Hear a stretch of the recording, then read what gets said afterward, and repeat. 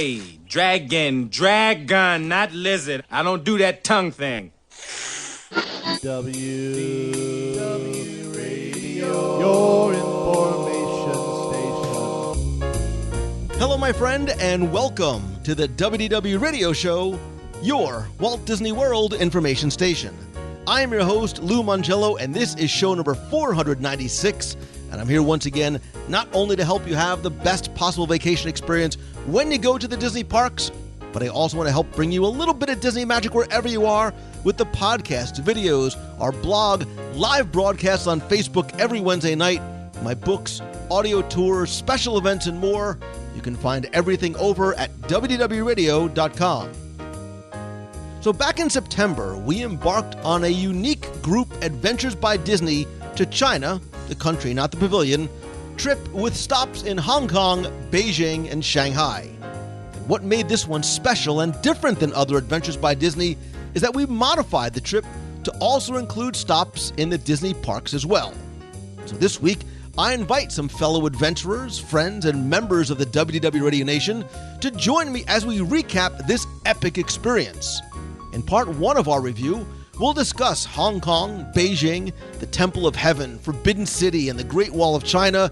And of course, we'll also take a very close look at Hong Kong Disneyland, including our favorite attractions and experiences on this Adventures by Disney. Of course, we're also going to talk about the food, some unexpected surprises, and maybe even sneak peeks as to what may be coming to the domestic parks. I'll then have the answer to our last Walt Disney World Trivia Question of the Week and pose a new challenge for your chance to win a Disney Prize package. Then stay tuned to the end of the show as I'll have more information, updates, and announcements about events and meets of the month and some other things that I'm working on. So sit back, relax, and enjoy this week's episode of the WDW Radio Show.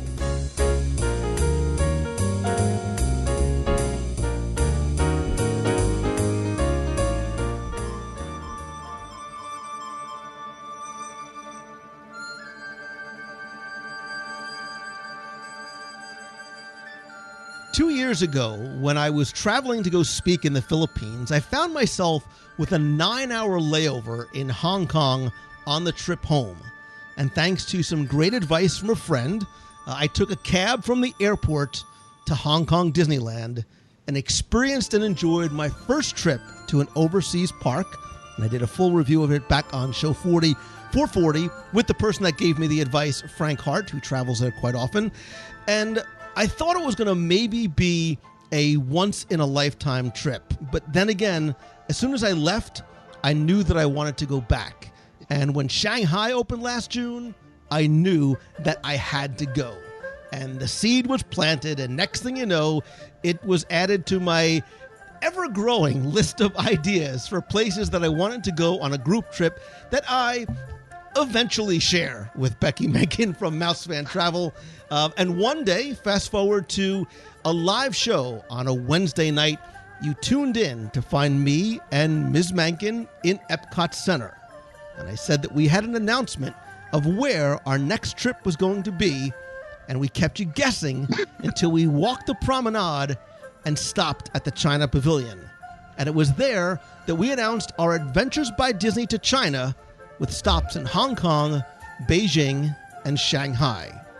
But this one was going to be different, and this one was going to be special, as unlike a regular ABD to China, we added in the Disney parks as well, and that's something that normally doesn't happen on a regular ABD.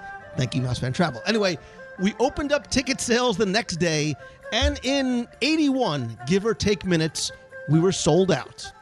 And eventually, our trip began on September 16th, 2017, and lasted nearly 2 weeks.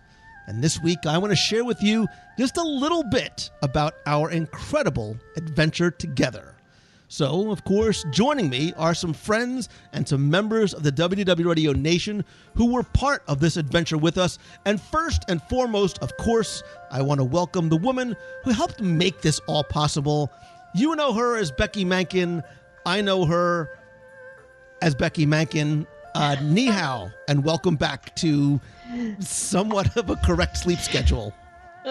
I don't know about you, but I have not actually corrected my sleep schedule 100% accurately yet. I'm so happy you said that because I thought it was just me. No, this has been very surprising, and something, of course, that we'll talk about is part of the things of going to China. But it's so great to be here. It's so great to be talking about this trip again, because even though it seems like it was yesterday, it also seems like it was 6 months ago. I don't know about you. Yeah. But it's one of those things that I've been working on this itinerary for 3 years, and for it to have come to fruition, and we enjoyed it, and now I'm home. I just want to go back. Well, I think, I know we all miss the adventures for a lot of different reasons, but I know some friends who are not only longtime friends, they are repeat adventurers, and they too, and I'm guessing, likely also miss the dumpling buffet. They are Meg and BJ Nodson. Ni men hao. Hi, Lou. We do miss dumplings. When you say dumplings, do you mean me? Because that eventually became my nickname on the... And we miss you too. I also want to welcome again longtime friend who we only seem to run into each other in parks across the planet or across the country. She is Miss Jennifer Kaufman. Hey, it's so great to be on. I do miss you all. We miss you as well. We miss you as well. And longtime friends and members of the running team and the nation, they are gathered together on what has been an epic adventure together. They are Lori and Angelo Oliveri and Paul and Barbara Hoffman. You guys are huddled together. You're now in Walt Disney World, correct? Yes, we are. We'll touch on this a little bit because your trip to China was only part of a true adventure of a lifetime. But part of the reason why I wanted all of you here was not just because I wanted to hear all of your individual opinions and learn more about your experiences, but there was so much that we did and saw and ate that there is clearly no way that I can remember it all. And before we get into this trip, this was one that really was a long time coming and something that Becky and I had discussed for a while. For you guys that joined us, when you heard the announcement and that tickets were going on sale like literally the next day, what was your thought? Why don't we do Meg and BJ first, and then Jennifer, and then the Oliveri clan? So we had actually called our MEI agent right when Shanghai opened and said, hey, if there's ever a trip that goes to Shanghai, we are in. And so I feel like we had signed up long before. So when we heard the announcement, we checked our calendars and we said, all right, let's do this. Yeah, we just had to go. There was just no other decision. And you guys had been on an Adventures by Disney before. We had been on Backstage Magic, also with you, Lou, and you, Becky, and it was so much fun. And the friends we made were fabulous, and we still are in touch today. They're some of our closest friends, and so we just couldn't pass it up. We had always said we would love to go to China. We knew we couldn't go totally by ourselves. We knew we needed guides to help us with the language and with the culture. And this seemed like a perfect opportunity to do that. Jennifer, what about you? Well, I actually was not quick enough. I had prided myself on getting in quickly to other e-ticket events and things like that. But I came in like 2 or 3 hours after tickets went on sale and they were long gone. So I actually was whoever canceled your trip, thank you, and I'm sorry. But my husband and I got to go basically off of a waiting list, which was very exciting. So we had a little less time to plan, but Becky emailed and said, if you still want this, we said we're in. So 6 or so months ago, we're like, apparently we're going to China.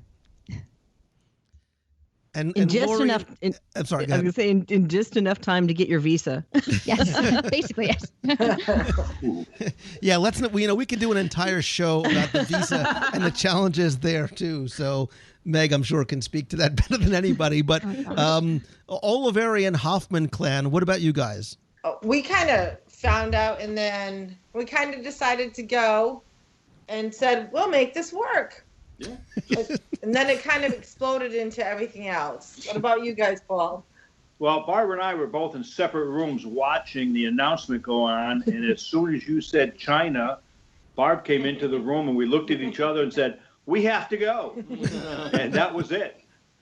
So really, was it this trip, Lori, that began what eventually became your adventure around the world? Because this was sort of part of what has become, a 30-day long time trip for you guys, correct?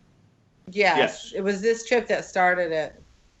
Wow, the fact that you all are still talking to each other is amazing to me after being away for so we've actually laughed the whole time, so it's been great. Well, look, I always say this to you guys: nobody has more fun than you guys. And I think, I think Meg, you made a great point about this is the kind of trip that I think that you want to do, but you might not necessarily pull the trigger on doing it unless you could do it together as a group. And when you hear about it being an Adventures by Disney, especially if you have done one before, you know that you have that Disney experience on top of the trip itself. Is that one of the things that was attractive to you, was the fact that it was doing it as a group and knowing that you had the Disney sort of cuddle around it? Yeah, definitely. This really was. We talked about it on the trip, that we were always within the Disney cocoon, and it really was a nice cocoon to be in because you didn't have to worry about getting around. You didn't have to worry if you didn't have a command of the language. Disney was there to help you, and you also had 34 other friends that you could travel with and share and experience it with, which I think added a ton of value. Yeah, and the level of customer service that you would expect from Disney is there with every Adventures by Disney. They take care of everything. It really is a luxury that we don't usually experience at home, and it really makes it special. And I think that's the beauty of the adventure. Look, I mean, just for example, I just happened to look to my side, and I had the Adventures by Disney Adventure Handbook. So even before the trip started, we get this handbook in the mail that has not just our day-by-day itinerary, but common words and phrases and what to expect dining-wise and what to pack. And it's really all about that Disney experience. Becky, I know you've been on like 176 Adventures by Disney, and I'm exaggerating only slightly, but I think that's part of what the appeal is for us as guests, is knowing that you are going to have that same level of your expectations, however high they might be, I know for me, always seem to be exceeded. Yeah, and I'll say for the Adventures by Disney, especially the destination that we're going to. I mean, I lead groups for a living. I travel for a living. And when I thought about going to China, I wouldn't really want to take a group of people by myself into a land that I don't know the language, I'm not familiar with. But Disney makes you feel comfortable and secure. You know that you're going to be taken care of. They're going to help you with the language. They're going to take you to places that are safe. It really does have that Disney brand hug all around you as you're going to these international destinations. And for me personally, my very first time out of the United States, or over one of the big ponds, left or right, was going to London, Paris, and doing an Adventures by Disney for the very first time. And so that love for this product has kind of gone on for 12 trips so far with Adventures by Disney, because it is such a wonderful product, and it's hard to explain to somebody until you've done it. And once you've done it, and then you understand the value and what Disney and the guides who make the trip can bring to it. So it does make the value for the dollar weigh correctly in your brain once you've done one. And I think I'm sorry, go ahead. No, I was just gonna say, if I could weigh in, I talked to Becky a little bit at lunch one time. I kind of came from the other side. I love planning trips. I don't like people telling me where to go and when. I don't like waiting on other transportation. Group trips aren't my thing because I'm very much an introvert. So for me, we always said, I'm sure Adventures by Disney is worth it, but is it really worth it if you like to do the planning thing? And are we going to, be able to get along with all these people that I don't know, because I haven't traveled with you guys before this trip. So we kind of came at it with a lot of apprehension for both of those things. And I have to say, Becky said it exactly. Until you go, you cannot understand the value of the trip, because we'll definitely be doing another one. And Lou, just the community that you've created along with everybody here is amazing, because everyone, I mean, we did more than tolerate. We really, truly enjoyed everyone. We enjoyed everyone there, and it was such a wonderful experience. So. And then you find that once you've traveled with these people, you want to go again. You want to travel with them again. And I've seen so many families connect and couples connect who now travel the world together after they've been on an ABD together. Yeah, very cool. Yeah. Lou, I'm sorry, go ahead. Lou, I know we've talked amongst ourselves here that we've always looked at it, and costs always seem to be a little prohibitive, but having experienced it, it is worth every penny that we had to pay for it. They had everything ready for us, everything on the bus, giving us water and snacks and food, stuff like that. It was totally worth the price that they offer. Well, I think you're right. I think that comfort and security, we can't really understate. We're going to a foreign country where, customs and the language are all so very different. It is all so completely foreign. So that sense of security and knowing that everything was taken care of, I know for me as a relatively frequent traveler, that for me was a big reason why. And knowing that I would certainly do this again, would feel comfortable doing it with my family because of that. This is a trip I would have been very hesitant to do, planning it for me and my family, but it would something I would absolutely do if it was an Adventures by Disney because of that. Mm-hmm. But let's sort of get right into it, because there's a lot to cover, and I desperately want to try and not make this be a 4.5 hour show. It really sort of officially began on September 16th when we all arrived in Hong Kong. Again, we are met at the airport by our Adventures by Disney guide. Some of us traveled together from the airport. It was wonderful when we got into Hong Kong. We went to the Hong Kong Disneyland Hotel. So many of you, I know Lori and Paul, you guys were already there, and we walked in, and seeing those friendly, familiar faces was only eclipsed by seeing how beautiful that hotel was, and that excitement of it finally becoming real, like this trip that we had waited so long for, finally sort of came to fruition. And I knew, as tired as I was from traveling 176 hours or however long that flight was, I had this newfound energy seeing you guys and seeing the hotel. So maybe Oliveri Clan, Jennifer, Megan, BJ, in that order, what was your reaction when you first got to the Hong Kong hotel, and then Becky, you as well? Well, like I said, I think it was a little relief from traveling. But again, just walking in and seeing how beautiful the hotel was, the setup and the park being across the way a little bit, and just seeing everything as friendly as people were trying to help you out. We had a great manager of the concierge that took us right to our room and let us in. That was just great to see. He gave us a little tour of the whole place, told us where everything was, pointed out we should eat at the Crystal Lotus. Oh, he wasn't kidding.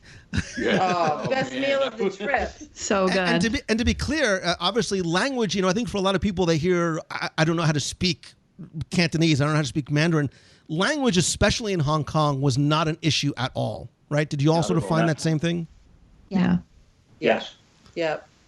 And the signs were in English and probably Cantonese, so that was helpful too. Jennifer, what was your thought when you first got to the hotel?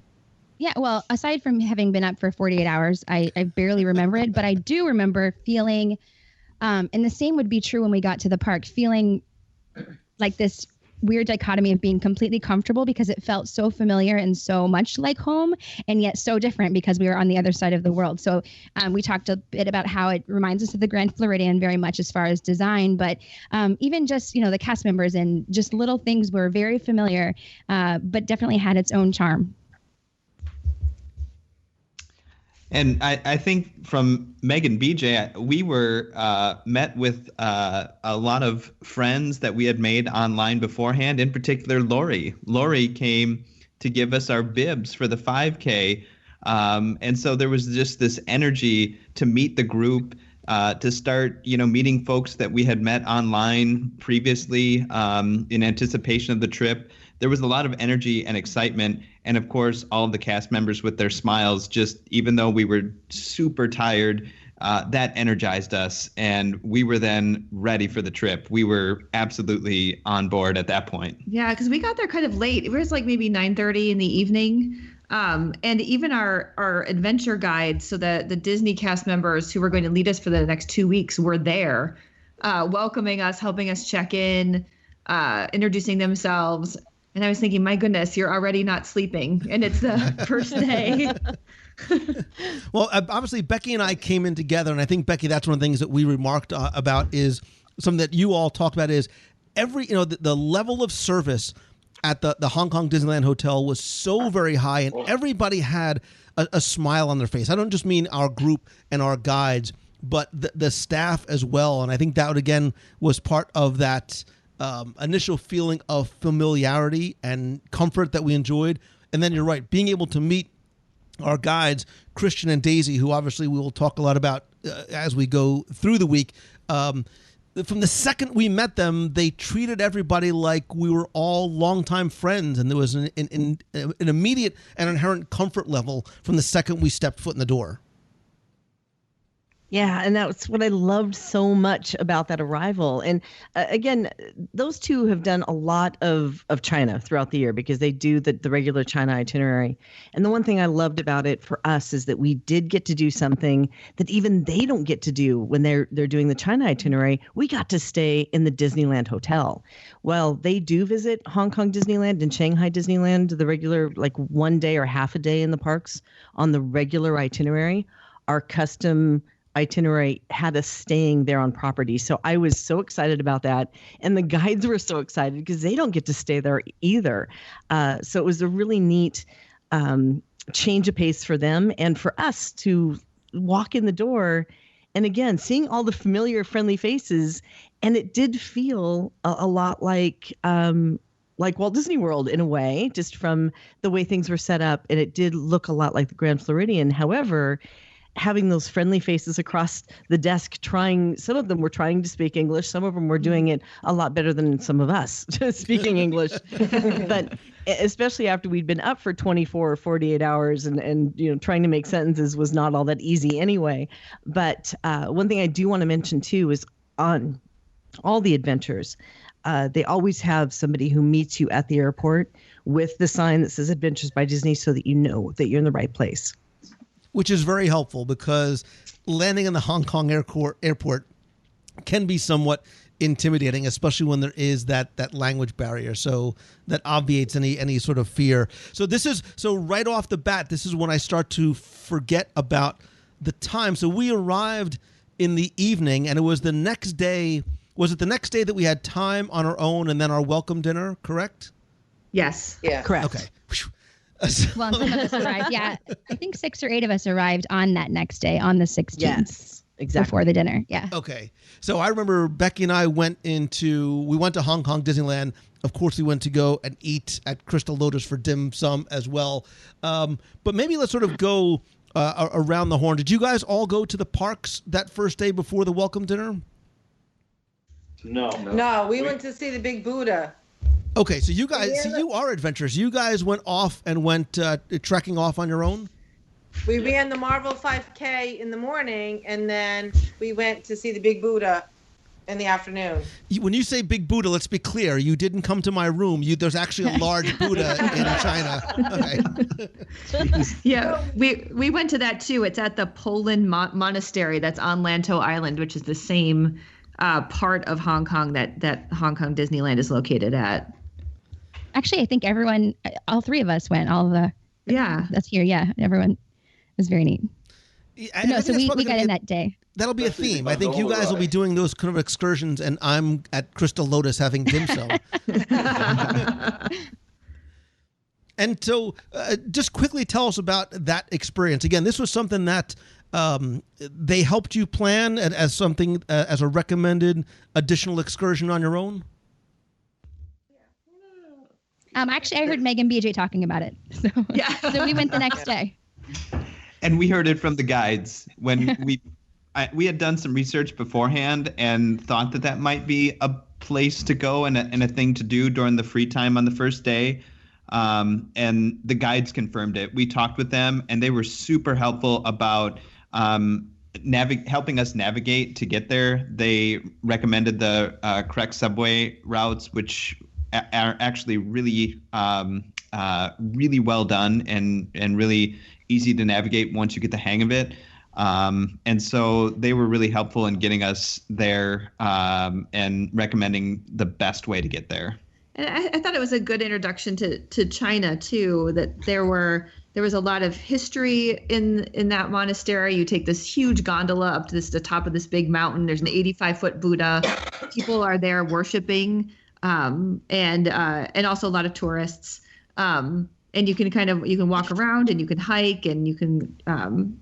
So it was a really nice, relaxing way, I thought, to get started. And so I have to agree until we got stranded there. Sorry, Lou. I will say, just to make sure, the gondolas were not running, and though we knew that, it was. We talked to Christian afterwards, who helped us get back home. Though there is a taxi stand, taxis don't go there, so you have to have a way back when you go. But otherwise, it was a really easy excursion. And just when they say Big Buddha, first of all, I thought that's just what Meg was calling it. But literally, the signs. I mean, it has another name, but the signs there say Big Buddha, like, and then the arrow, and it is a giant Buddha statue, 85 feet. You said? Yeah. That's cool. Yeah. It was so hot that day. We had to climb up, I don't know, like 2 million stairs, and then climb back the 5 million stairs. Then we stopped and got Chinese gelato. Lori, you didn't have to qualify it and say that day.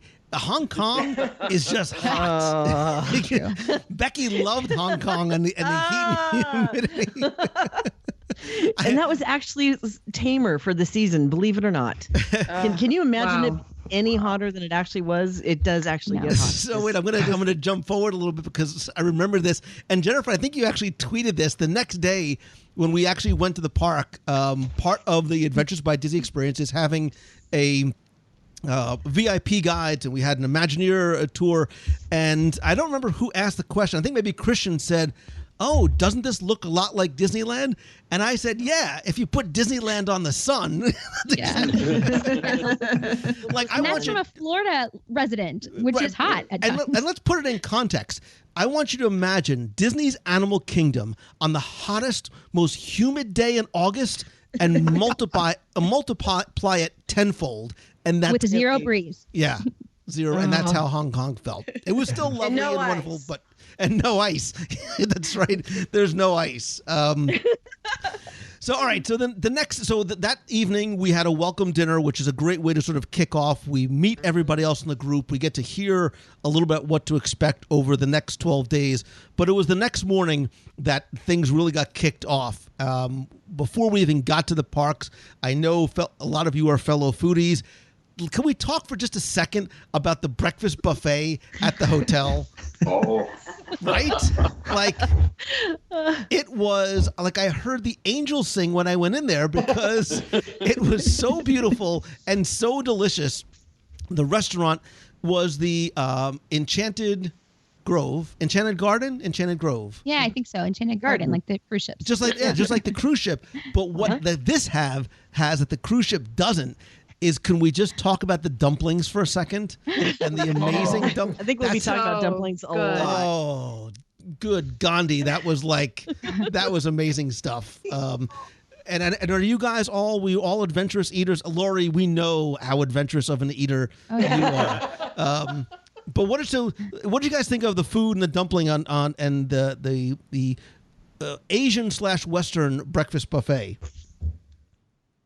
Anybody jump in? Go ahead. Yeah, the thing that stuck out to me the most, though, I mean, the food was wonderful, but Lou, you had kind of not warned us, but told us the day before that we would see some things that we didn't expect, and I was thinking of things that we did see throughout China, like squid and what have you. But really, the thing I thought was the most funny was that on the Western breakfast side, they had hot dogs and like chili. I'm like, do you think this is what we eat for breakfast? Because I don't, but maybe I'm wrong. Yeah, we were eating chicken curry some mornings, and but I mean, just amazing juices. I remember like they had watermelon juice and papaya juice, and all those juices were so good. And then the dumplings. I mean, every day there was probably 8 to 10 different kinds, and then if you caught it just right, you could get the ones that were green and white striped that were filled with that bean paste. Oh, it was so good. So good. So good. And yet there were still things that I could eat. Imagine that. Becky was just happy to see a muffin on the buffet. Oh my gosh. And they were so good. And you could have an omelet. They had an omelet. There was all kinds of things. That the buffet was a wonderful way, especially for an Adventures by Disney, because there are so many different tastes, and there are food allergies, and there's all kinds of things that we as Western travelers aren't really used to. So there were a lot of choices. So I think the number one question I've been getting since I've been back is, so how was the food? Were there things that a picky eater could have? And the answer is yes. And the fruit was amazing. Oh, fruit. Every single day, the fruit was great. Oh, forget fruits for amateurs. Come on. The food was I was so giddy and happy during breakfast every day, because especially if you are, even if you're not considering an adventurous eater, it's a great way to sort of dip your you know what, I can take a little bit of this, I can try this, and if I don't like it, it's not going to ruin my entire meal, because that's the one thing I have to order, which is why I love the buffets in the hotels, because there's nothing scary on there, but it does sort of let you expand your culinary horizons a little bit. Look, I did a lot of the same thing. I just sort of pointed and like, I don't know what that is, but I'll try it. Yes. It was fun having noodles every morning too for breakfast. Oh, I miss my noodles and dumplings for breakfast. I miss the noodles and the dragon fruit. See, the fruit was great. Sorry, I'm going to go back to the fruit a lot. Becky, a little bit less adventurous than some others. Yes, Becky and Lori are opposite. You are on very opposite sides of the spectrum. I did reach out of my comfort zone, and I did try some things that I probably wouldn't have normally tried, which is, like you said, in a buffet scenario, the perfect situation to try one or two things. I will not touch the 1,000-year-old eggs. I'm sorry. I got to watch everybody else do it, and that was a spectator sport for me, which I enjoyed. By everybody else, you mean Lori? I think was the only one who had the 1,000-year-old egg.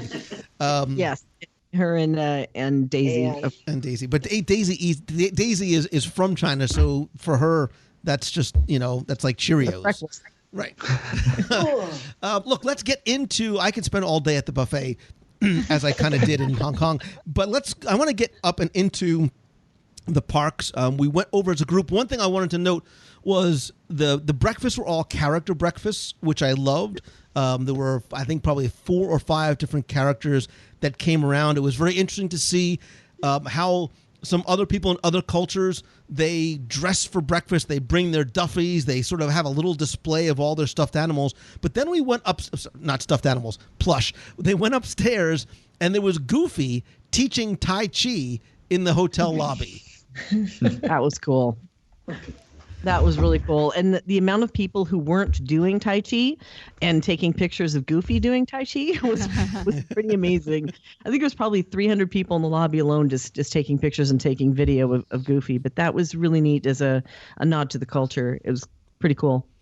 All right. So remind me, when we went to the first day in Hong Kong, is that when we had the guides or the Imagineer? Somebody refresh my recollection. We had the guides. Okay, so we had VIP guides with us for a few hours when we got there in the morning, correct? Yeah, 6 of them. How many? 6. 6. Which was both parks, I think. There were tons of them. Yes. It's great. We were totally spoiled. Yep, you had to have one per every so many people, and so we ended up with 6 on that particular tour. And it was one of those where we had worked out what attractions we thought that the group would enjoy the most, and over 3 hours they hit the highlights, of course. And that's one of the benefits of going on these trips as well, is rolling in those VIP guides, so you do miss whatever cues that you may run into, which at Hong Kong, because it was 1 billion degrees and 200% humidity, we really didn't run into too many crowds there. But it was good to have. And of course, being led through and being able to enjoy the attractions, but to walk right on was really cool. Before we get into the parks, I really would like to hear your initial impressions, because getting to the park and how you approach it is very different than any of the domestic parks. So Megan, BJ, and then Jennifer, and then Oliveri, Clan, and Becky, sort of tell me your initial impressions as you first entered the park, as you first approached the gates, and then once you do step foot onto Main Street, what your initial thoughts were. Yeah, so we had an unusual way of entering the parks the first time. We actually ran a Disney race the day before. We did the Marvel 5K, and it went through the park. And so it was such a treat, even though it was 91 degrees and 91% humidity. But being able to see the outside of the park, where there's this little pavilion, and then being able to enter the park and run through it without any people there, was really special, and a really fun way to kind of say, oh my gosh, we have to go back there. Oh my gosh, we have to go over there. Oh my gosh, it's Mystic Manor. Let's stop and pause. Yeah, it was an interesting way to get acquainted with the park for the first time. But the thing that struck me as we entered into the park and began the walk from the entranceway, you see these mountains in the background, and you just don't get to see that from what I can tell of any other park. The Hong Kong mountains in the background were an amazing backdrop for this beautiful park. And so you see the castle, but then, surrounding the castle are these gorgeous mountains. And I was really struck by that and continued to look at that throughout the whole journey whenever we were in the Hong Kong park. They almost look fake, right? Like a facade, like Cadillac Ridge in California Adventure, because it's so foreign to us to see especially in Florida, to see mountains anywhere, but to see them, behind as a backdrop to the castle was very odd. I agree. Yeah, I think that one of the things I keep telling people is how different each city was and different each park was from one another.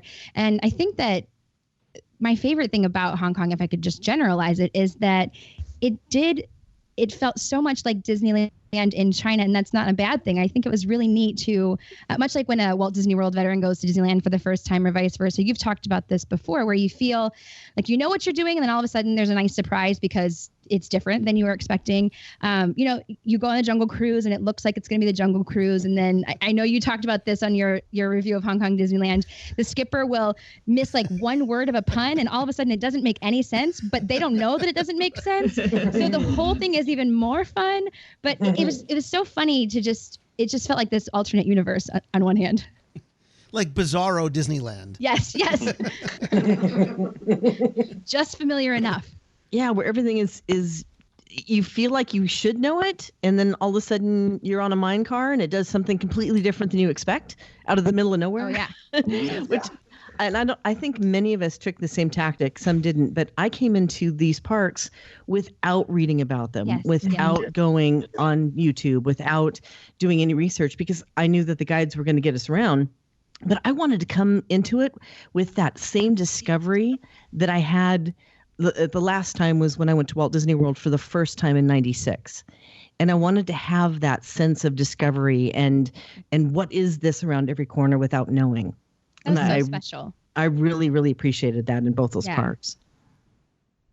Because for most of us, we don't get that anymore. Yeah. I mean, we've been to different parks so many times, and even if we go to the domestic parks for the first time, it's sort of the same. And but I think we don't get that sense of surprise anymore. And the differences are sometimes subtle and they're sometimes grand, where there's an attraction where it shouldn't be. Or even, look, when you step foot on Main Street USA and you notice, well, there's no tracks in the ground, there's no trolley. The entire street is brick pavers. It looks wider than it does in Disney. Like, it feels like it's just a little bit different than it was shorter, before. a little shorter. Yeah. Right. I felt like a giant in Hong Kong. I loved it. The train was. I'm sorry. Yeah. I was just going to say that the train itself. I mean, when you think about what it looked like, it's familiar like Disneyland, but yet it's blue and red, and just a little bit more steampunk looking than what we're used to in the park. So again, everything was very familiar but odd at the same time, and in a good way. Oliverius and Hoffman, same kind of thing, same sort of impression. Yeah, you were comfortable because you were want to get closer. You're in Disney, but yet you're saying, what? Where, that's doesn't belong there in the back of your mind, but yet it works there, and it was just like deja vu all over again. Just. I think some things were a little on the edgy side of the typical Disney, like the baby doll head on the arms in Toy Story Land, right? Let's put it in context. There's not just Halloween. a random baby doll head. It's in Toy Story Land, which also happened to look. Halloween is celebrated in the Asian parks. It's not something that's just something in the United States. And the Halloween overlay there is not just an individual attraction. It bleeds throughout the entire park, and even in some of the lands like Toy Story Land, which some things are a little bit creepier than they would normally be. Many things were a lot creepier than they would normally be. But that was what was so cool about it, because Halloween isn't just something that you sell a hard ticket to and you go in for a party. In every park that we were in, Halloween is celebrated from the moment you get anywhere near the gates to every little nook and cranny and to every store. It is truly celebrated. Oh, yeah. I mean, just the music alone. As soon as you left the hotel, there was Halloween music playing throughout the whole thing. And having experienced California and now here in Florida, you don't have that. You still have the traditional music and occasionally a Halloween song, but it was constant there, which was great. And it was funny to hear some of the Halloween music from the 50s and 60s as you're walking down Main Street. Yeah. It just was so Monster out of context. Yeah. And do we even have to mention the elephant in the room, which is that walkthrough? Oh, no. Oh, yeah. We don't have to. Well, I'm saving that because... Okay, I'll save that. Well, but let's save because... While there's a lot of things that are familiar, right? There's a Main Street, there's an Adventureland, there's a Fantasyland, there's a Toy Story Land and a Tomorrowland. There's also some things that are very, very different, right? Grizzly Gulch is not your dad's Frontierland, right? Mystic Point does not exist anywhere else in any other park, which I'm almost sort of happy about because I love it. It's so very much. So there are some things that were similar. There are some things that were different. So, and look, and I did a very thorough review on Show 440 about it, but I do want to talk about, we had an Imagineer tour that morning. Kendall was an Imagineer who had worked on and still was working on the park, who took us through. But I do want to talk about some of the attractions, some of the things that were remarkable, familiar, different, unique, or even some of your favorites. And rather maybe going through every single attraction, maybe we can sort of go around the horn again. And all right, Becky, let's maybe talk about the elephant in the room, which for me was Mystic Manor and Mystic Point. It is something that is unique to Hong Kong Disneyland. Mystic Point really is a land of a single attraction, a single restaurant, and a walk-through experience, of which we saw a lot of, I think, in the Asian parks in general. But Mystic Manor, and I'm going to just sort of jump way forward for a second. I'm happy we did the parks in this order. I'm happy we did them in Hong Kong first, and then Shanghai, and then Becky and I and a couple of people went to Tokyo. I'm really happy we did it that way. But for me, Mystic Manor and Mystic Point is just such a special attraction and land. I think it's not even remotely close for me that Mystic Manor is the best, with an asterisk, the best permanent attraction in Hong Kong. I agree or disagree? Yeah. Absolutely agree. Maybe in the world so far that I've seen, but I didn't go to Tokyo. Oh, that's interesting that you say that, having been to Shanghai too. So I know. Yeah. And there's a close second at Shanghai, but Okay. I love Mystic Manor. I love it. Interesting. I will tell you that I have the music on my phone, and I'm trying to figure out who the special person is that's going to get that theme song as their ringtone, because I just want them to call me all the time. I love the attraction. I love the music. I love the story. I love Albert. I may or may not have brought home a music box. But everybody else, the same thing. Mystic Manor, best attraction there? Yes. Yeah. It was so neat to me. We actually went to the Destination D last year at Walt Disney World, and it was all about adventure. And they brought back a lot of conversation around the whole society of adventurers and explorers. And that was so present there. And especially in Mystic Manor, I think that was it's like an original IP. The Imagineers, we don't see that a lot. They just got to do something with nothing. And the ride technology is amazing, but the story is really where it shines, I think. It was so much fun. And language wasn't an issue for those people. We didn't have any sort of headsets or anything. Some parts are in Chinese, some parts are in English, but you still got a sense of the story, and I think very easily fell in love with it. Yeah. Anybody else a comment about Mystic Manor before I move on? The only other comment that I'd make, this is BJ here, I would say that the queue is something not to be missed with Mystic Manor. There are so many details in the queue, including all of the vintage photographs that they put up, including the opening day photograph that they have. There are some really, really special Easter eggs and little hidden details, as with many other rides, but this one in particular I felt was really special, and the queue is something to just take in. Mm-hmm. To that end, even outside the building, they talked about the train station across the way, which we thought was a real train station at first, but it's not. It's where they would get their goods delivered when the adventurers would find them around the world. And there's a track that goes from this train station into the attraction. And, it reminded me of like Liberty Square and just all these super like tiny details that you just walk right over. And they've just got it throughout the whole land.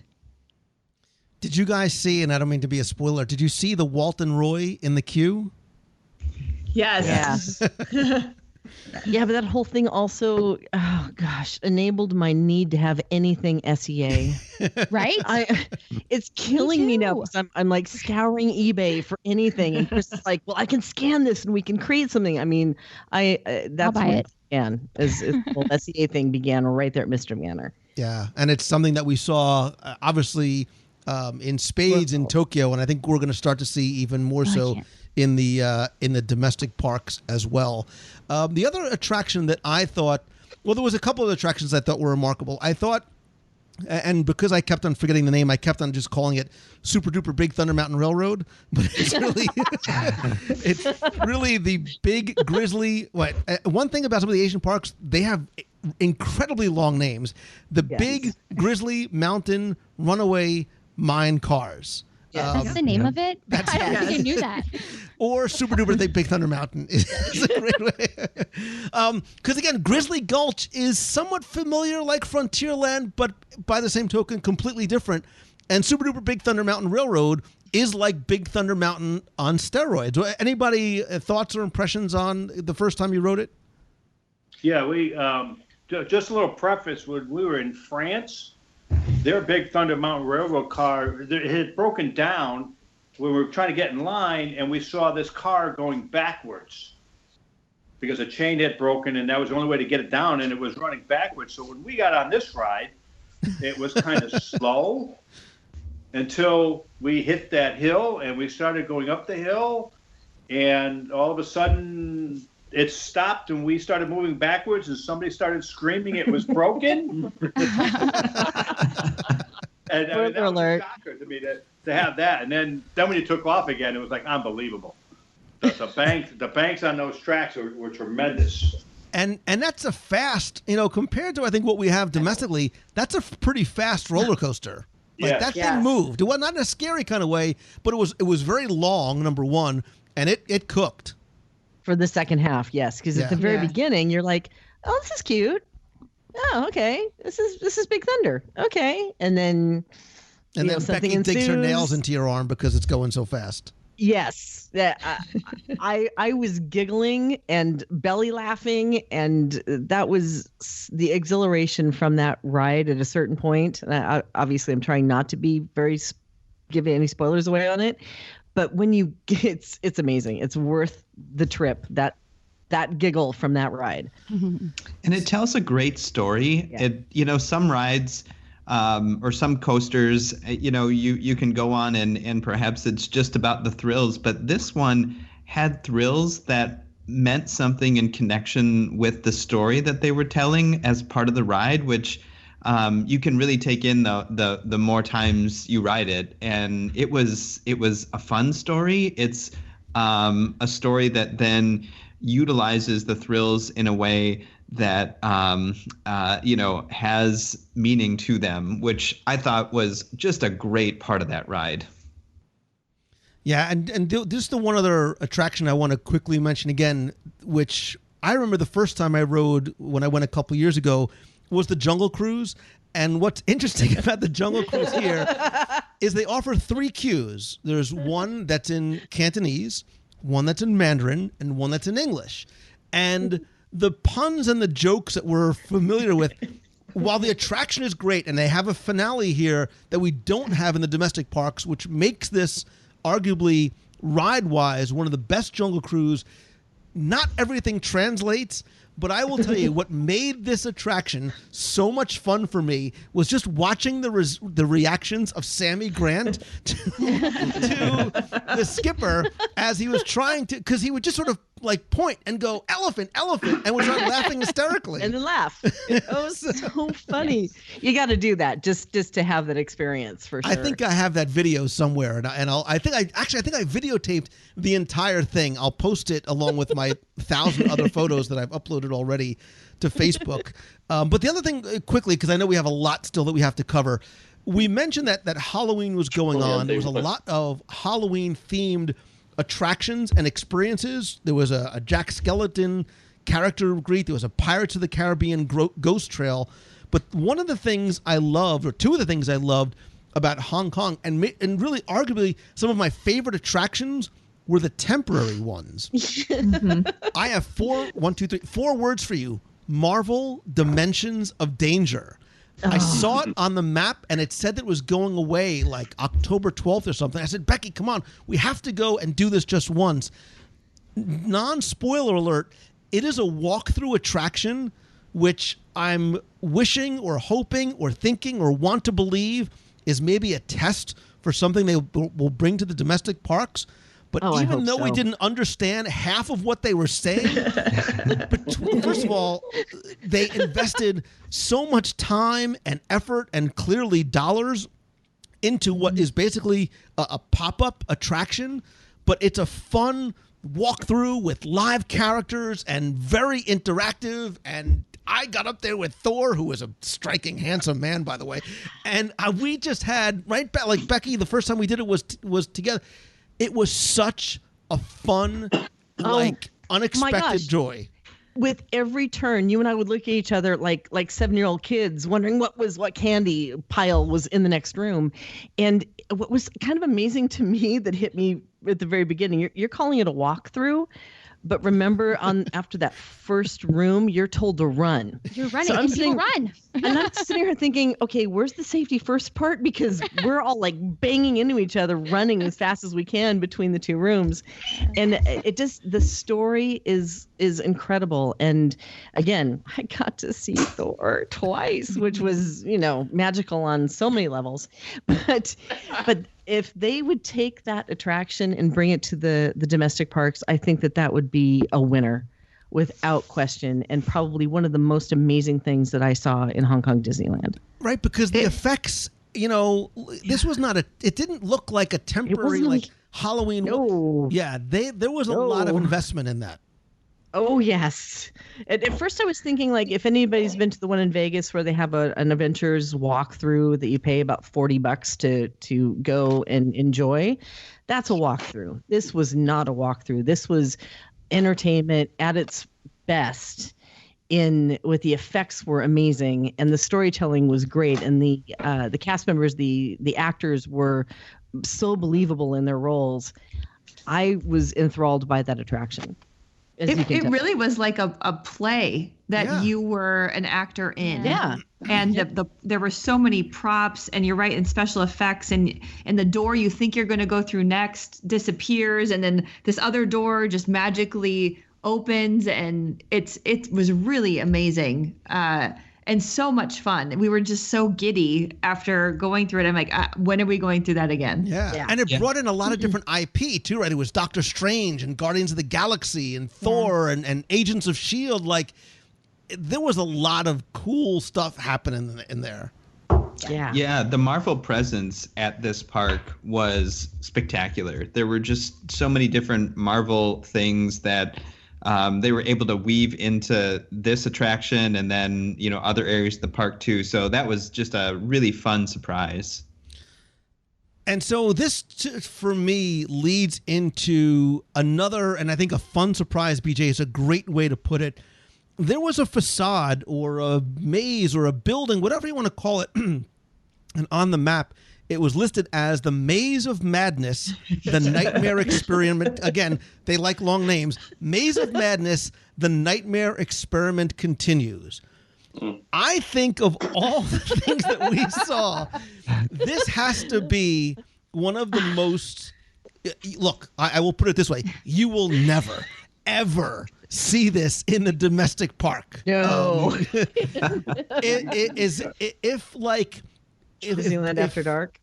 Not even. Like if Brigantine Castle in Long Branch on the Jersey Shore, and I don't even know how to. You can't. You can't. It was so weird and so scary. You sort of go into this lab of horrors, and you encounter different rooms, like with Stromboli and this. I'll never watch Pinocchio ever again. Right. And the funny thing is if you go to the Hong Kong Disneyland site, it's one of the pictures that they highlight for their Halloween celebration. So this walkthrough, of course, is one of the things that they do annually, apparently, for Halloween. So that's why it says continues, because I think last year was the first year they did it, and somebody said that it went over so well with the guests that they had to bring it back. But I don't know about you guys, but when I walked out of that, I was like, what did I just see? Someone explain to me what that was. It consistently had long lines too. Yeah. So I don't doubt that it was popular. I didn't love it. You did not love it? No, I did not love it. It was like bizarro. So weird. It was like, I don't even know. There's nothing else like it. No. And it was also something that, you know, they would involve the guests, like in the one Alice in Wonderland room when they brought the guest into the room and they put the vice on her head. Like, these are things that would never, ever happen. But this too, again, there was clearly a lot of time and thought and money that was invested into this attraction. And I think calling it a temporary attraction is almost doing it a bit of a disservice. So, because even if you didn't love it, you have to sort of acknowledge just what it was in terms of a temporary experience. Oh, yeah. It certainly got a reaction out of all of the guests. And, you know, if an attraction can get that type of reaction out of its guests, it's certainly doing something right. And I mean, there were, you know, clowns in there that I'm not even sure what property they were drawing from for that one, but it was very scary, and it was like going through a haunted house, but with Disney characters somehow involved. It was just amazing. Yeah. Before we move on from Hong Kong, because again, I'm trying not to let this show be 7 hours long, I want to talk about the real elephant in the room, because how have we not mentioned the food as yet? Because the food in these parks is sometimes similar, but sometimes vastly different than what we see domestically. There's a lot of food that is cute yet delicious. It was different everywhere that we went. If we could go around the horn and maybe tell me your favorite or most unique food item that you had, or favorite meal that you had, what you loved, or your thoughts about the food, Again, Megan, BJ, Oliveri clan, Jen, and Your Majesty. Sure. My favorite was a counter service. Actually, we ate with you, Jennifer, and your husband Kyle. It was like different stations you could go to, but they were all represented different Asian countries. So I think there was Vietnamese, Thai food, Chinese, and Japanese. And I had this, it was like I think it was a chicken curry. I'm not really sure. They had the pictures of the food and you just kind of pointed to the food you wanted and then you hoped for the best. And it was really good. And it had lentils and curry and rice and served with chopsticks. So it was sometimes a little challenge eating because there were no forks, but I thought that one was my favorite.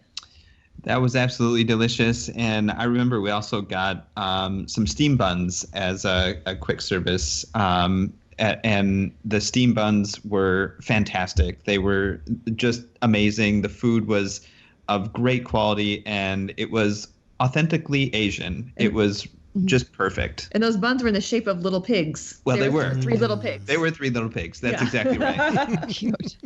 You go to the corner cafe at the end of Main Street, and while they do have a Western menu, you would get everything from pan-fried Chinese beef to Japanese tonkatsu, the pork cutlets, Singapore seafood laksa, a Wagyu beef burger. They had seafood spaghetti. Yeah, we ate. And I think you guys ate there at the same time we did.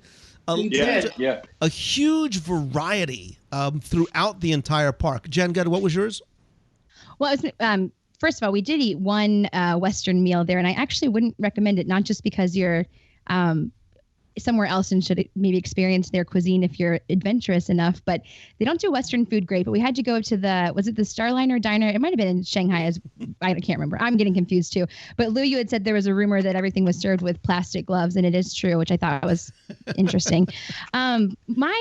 I don't know that it was my favorite necessarily. Definitely wasn't the best thing that we ate, but I was intrigued by it. Felt very, again, authentically Disney, distinctly Chinese. That everywhere you went, both parks had your Mickey bar, which is quintessential Disney snack food, but they would always have 4 to 6 different kinds. The Hong Kong had Stitch and Lotso, and they were sherbet kind of bars, and then there was a mini bar at Shanghai. So I thought that was really interesting to take a super iconic snack and not necessarily make it distinctly Chinese, I don't think, but make it different enough.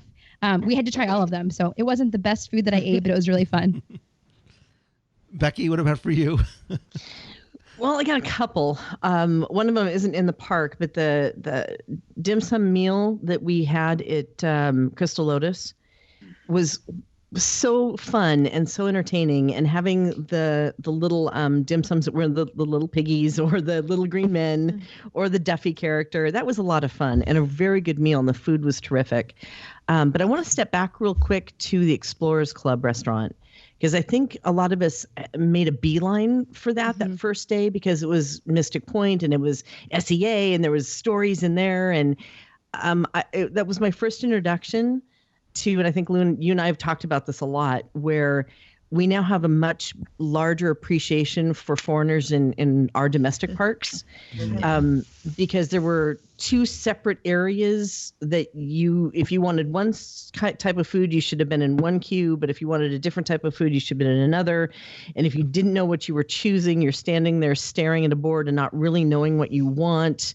So you kind of point at things, and I'm sure that we frustrated the heck out of people behind us and in front of us, and the poor people at the counter, where I'm going, I want that, but not that, but with that, but I want that, but can I have that too?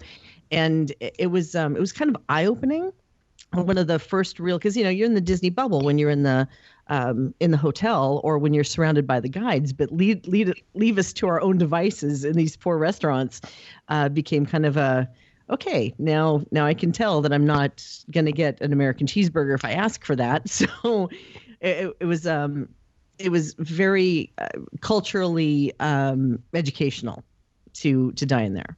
Yeah, and to that point, I think we in the domestic parks, when we start to get frustrated for the foreigners that are in front of us that are holding a menu and looking around confused, I get it, man. Like, you need to be a little bit more patient because I've been on the other side. I also want to add, though, that I did get introduced to the smell that was the fried squid, which to this moment, I forgot about that. If I even think about that smell, because it's a cart, there's a couple of carts that do fried squid out in the middle, and as you're walking by, some of you loved that smell. I was like, how fast can I run away from this smell? And then watching them create that smell right in front of you. There were some interesting cart choices in Hong Kong Disneyland. And I'm mad about the fried squid because, Becky, you were I was going to eat it and I was going to do a video, and I spent like a half hour doing my like intro and getting all ready, and then I got up to the cart and they didn't take a credit card and I had run out of Hong Kong dollars. So I never. But Laura, you had the squid, yeah?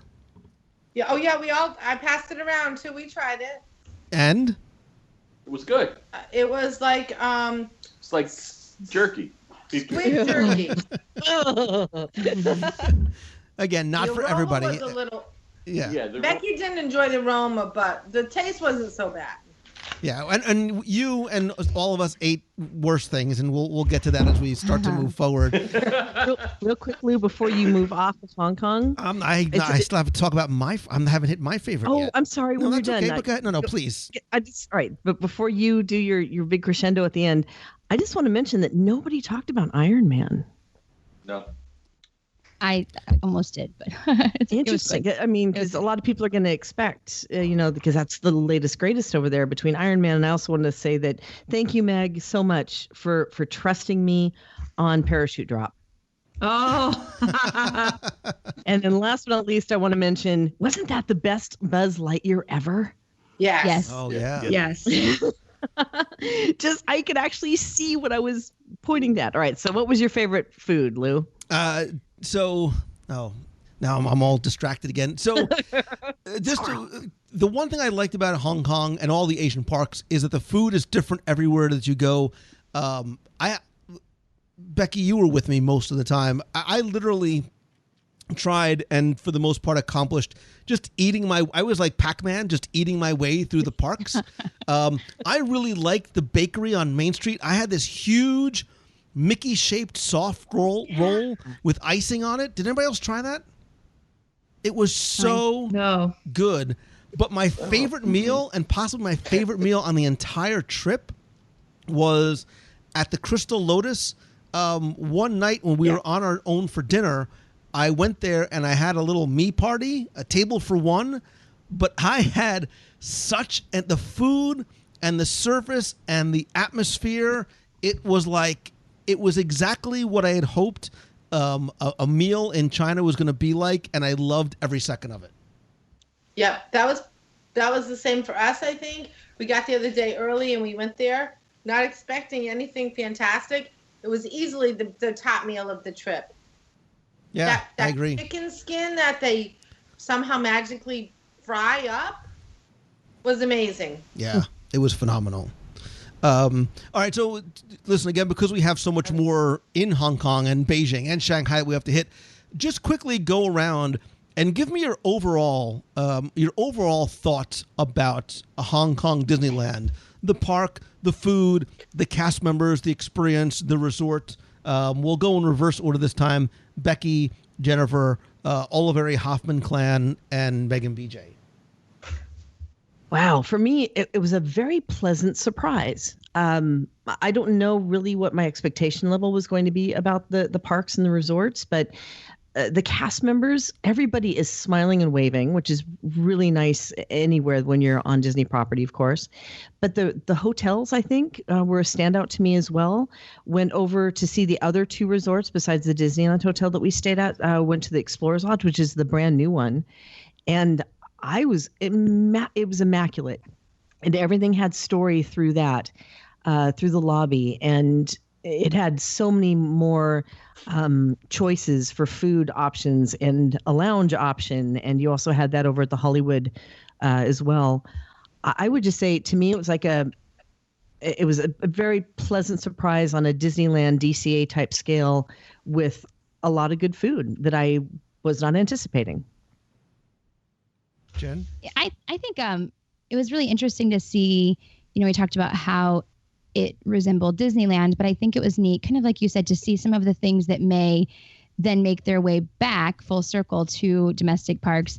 I know we actually had a different Imagineer, Joe, in my group, and she talked about the Marvel expansion, and some of the like the walkthrough may have a similar attraction there. And we got to see kind of what I think is like a preview of our Toy Story Land, but ours will obviously be a little different, which the theming was so cute. So I think it's really neat to see kind of how it's like cyclical. The parks just seem to kind of influence one another in the best ways. So I think it was just really neat to see, kind of glimpses of what they're doing in other parts of the world and what we might see affect our parks here. And also, I was going to say the guides at both parks said that the turkey leg line was like an hour and a half long sometimes. So I still don't understand that, but some things are universal, I guess. Oliverius and Hoffman's? Go ahead, Barb. Quick. For me, I think it was, I did the 10K and I had to walk from the hotel to the park all by myself. And I was not nervous. I felt totally comfortable. Felt exactly like I was almost home, like at the parks here in Florida kind of feeling. And I never, people said hi to me. Maybe not in English all the time, but I just smiled back. But it was very, very comfortable. Right? Yeah, it was. I was surprised at how friendly everybody was and how helpful. That was the part that I was more surprised with. Is if you ask somebody a question, they found somebody who could speak English to answer your question, which I thought was really outstanding. That helped a lot getting around. I also like that they surprised us with a fire drill one night. Pajama party. It was a pajama party. We put a lot of planning into that. What are you talking about? Yeah, I thought it was a great introduction to what the rest of the trip was going to be like. The Hong Kong people were really wonderful.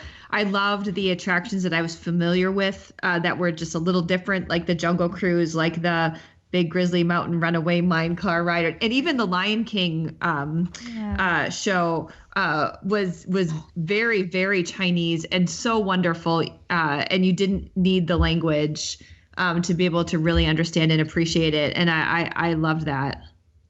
Yeah, it was the perfect introduction. And like you said, Lou, I'm so glad we did this park first, considering this park's scale and considering the rides and the familiarity, it being, somewhat modeled after, Disneyland. There was enough familiarity for us to sort of ease into the experience. And, the takeaway for me was just the wonderful and freshness of a lot of the rides. Getting to see rides for the first time and getting to experience a park for the first time.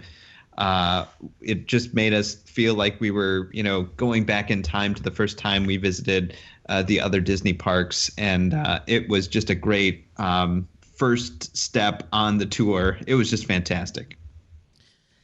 And I think for me, it was incredibly hot. That too. No, I think I tried to come up with a single word or phrase. I think the park is very charming. There was something I felt myself sort of romanticizing about this park a little bit, because it did feel so much like Disneyland, but there were some things that were so unique to it, which is why we go, right? It's why we go. We wouldn't want to go and see a carbon copy of the parks that we have here. So I enjoyed and appreciated all the differences. One of you mentioned the cast members. I think it's important to acknowledge that, again, the language barrier was not much of a barrier. The one thing I felt throughout this, throughout the entire experience in Hong Kong is that every cast member greeted you with a smile on your face. Even, one day that I was just wandering around the park, every single cast member that I encountered greeted me with a smile, asked me if they could help me, and that's it was nice to see that same level of guest interaction and service, especially when they knew that there was probably times that we looked a little bit more confused. But again, I think it was incredibly charming. I think some of the attractions are remarkable in their own right. But I do want to move on because there's going to be a lot more that we need to talk about. We did get to spend, and again, the next day, I believe, is when we took the bus to, we went shopping in Stanley Market, and then we went to Victoria Peak. Is that right? Mm-hmm. Mm-hmm. Yes. So, Stanley, what I like about this trip, and Becky, we were saying before, what is unique about this is that we did do the Disney things. These are more of the experiences that you would have on a regular ABD, and I'm happy that we were able to do both and not just Disneyland. Anybody have any comments specifically about Stanley Market or Victoria Peak, or we took the ferry across to Kowloon, and then I think some people spent some time in Hong Kong on their own before we flew out the next day. Anybody specifically, any comments or thoughts about Stanley Market or the observatory? Not specifically that so much as on the bus tour, we drove into, or on the bus, we drove into Hong Kong, the city, and different parts of the area. And we did basically have a tour. We had a local guide that was talking about, Chinese culture, the difference between Hong Kong and mainland things, some history. We learned about, feng shui consultants, and it was really neat to just kind of hear some stories, even silly things. He had 9 cell phones, and I don't know. It was fun to really see, because while it's nice to have that Disney bubble, it was fun to see the rest of the world, a little part of the rest of the world besides the Disney park. So I loved that we had time there in each city. Yeah, and the Hong Kong skyline is unlike anything I've ever seen. Oh my gosh, yeah. It just went on and on and on. And there are parts of Hong Kong that look like Times Square, and there are parts of it that look very futuristic. And it was just a gorgeous day when we did that tour. And so to be able to see to go to the Victoria Peak, and then to go on the Star Ferry and to be able to see the skyline from the water. It was really cool to be able to do that. And we had stayed after the tour, and so we had stayed into the evening, and just to see the neon lights of the city. I mean, this city lights up at night, and it becomes a thing of its own. And it was just spectacular to see how the city reacts at night, and when it really comes alive with the neon lights. And it even has a light show that you can watch from the pier, and you can see the skyline light up. Now, our guides had warned us that it's not Disney, and it's not of the spectacular nature that, say, a closing ceremony at Disney would be. And they were right, but it still was really spectacular to see the lights of the city coordinated and light up and have a light show of its own, which was really, really fun. Yeah. I want to go to the next day, because the next day we had breakfast. I said goodbye to the dumpling buffet and went to the Hong Kong airport for our flight to Beijing. And this is where, for me, I think this was a good indicator of why Adventures by Disney is the way to do a trip like this, because our flight was delayed, and then it was delayed and delayed and delayed again. And we had an agenda of things that we were supposed to do that day. We were supposed to go to the Temple of Heaven and have a special dinner and then move over to our hotel. Had they not told us what our original agenda was going to be, you wouldn't have known that they were adjusting on the fly, because it was that delay was completely seamless thanks to our guides. They altered the itinerary on the fly. So instead of doing what we were supposed to do that day, we took the following day's itinerary, brought it in. We would never have known had they not told us. So I really applaud Christian and Daisy for doing that. They made what could have been a potentially unpleasant experience, and while we're not going to be able to do this, into it's okay, we've got this, we're just going to move some things around, and I really, really appreciated that. I think that the 2 hours that we spent in the airport together built a camaraderie amongst the whole group too, because we all got to know each other a little better. All we did was sat around and talk for a couple hours. And we laughed. Nobody was mad, right? Nobody was mad. No. Nobody was, you know. We had a lot of fun. I think that's where we tried the dry duck tongue. Yes, it is. I think that was Yes, it is. Yes. It's one of those things that a lot of you guys don't know what happens, and you're not supposed to. If good guides with a group do their jobs correctly, you don't know what's happening behind the scenes. You don't know what's happening backstage. All you see is the production and the show on stage, and they were flawless with this. We had a lot of options and choices, and we went through them, and we decided what would be the best for the group. And they, when they say goodbye to us each night or each day, when they go back to their hotels, we think, oh, they're probably relaxing and having a good time and being out the pool. No, these guys are working their back ends off for preparations for either that night or the next day. And again, the guides really make these trips. And again, being a veteran of so many of them, I've been so lucky to be able to say that I've never had, quote unquote, a bad guide. These guys know what they're doing, and they do it really well, and they come back on stage with a smile on their face. And this was a great day for that, when we had to wait around and you guys had to eat duck tongue. But we get to Beijing. Again, we're not worried about our luggage. We're not worried about anything. We go right into what is next on the itinerary. And this, for me, this day for me was really one of my favorites on the trip, and it involved nothing Disney. We went and we did a pedicab tour around Beijing, and what I think they told us was sort of a typical middle-class neighborhood.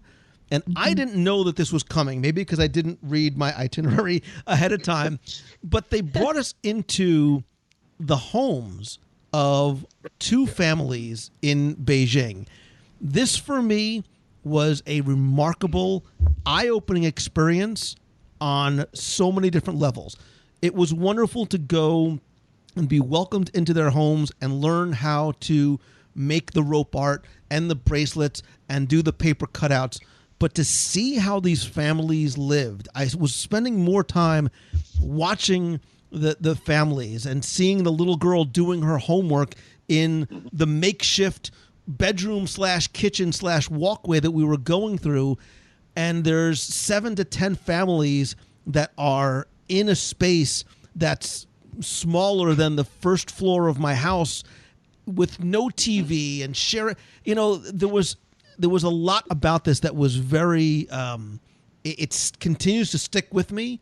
And the takeaways weren't just the fun that I was having doing the art, but it was seeing how different people live in different parts of the world. Look, one thing we didn't mention, there's one thing that we take very much for granted, and it's clean water.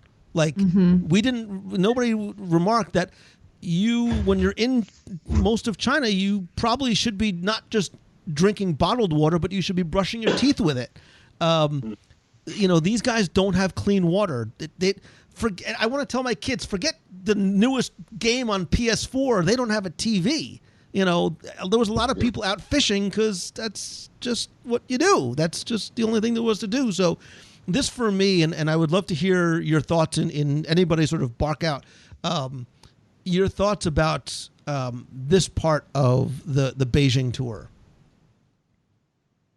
That part of the tour was probably the most eye-opening for me. Just seeing, first to realize how old those places were.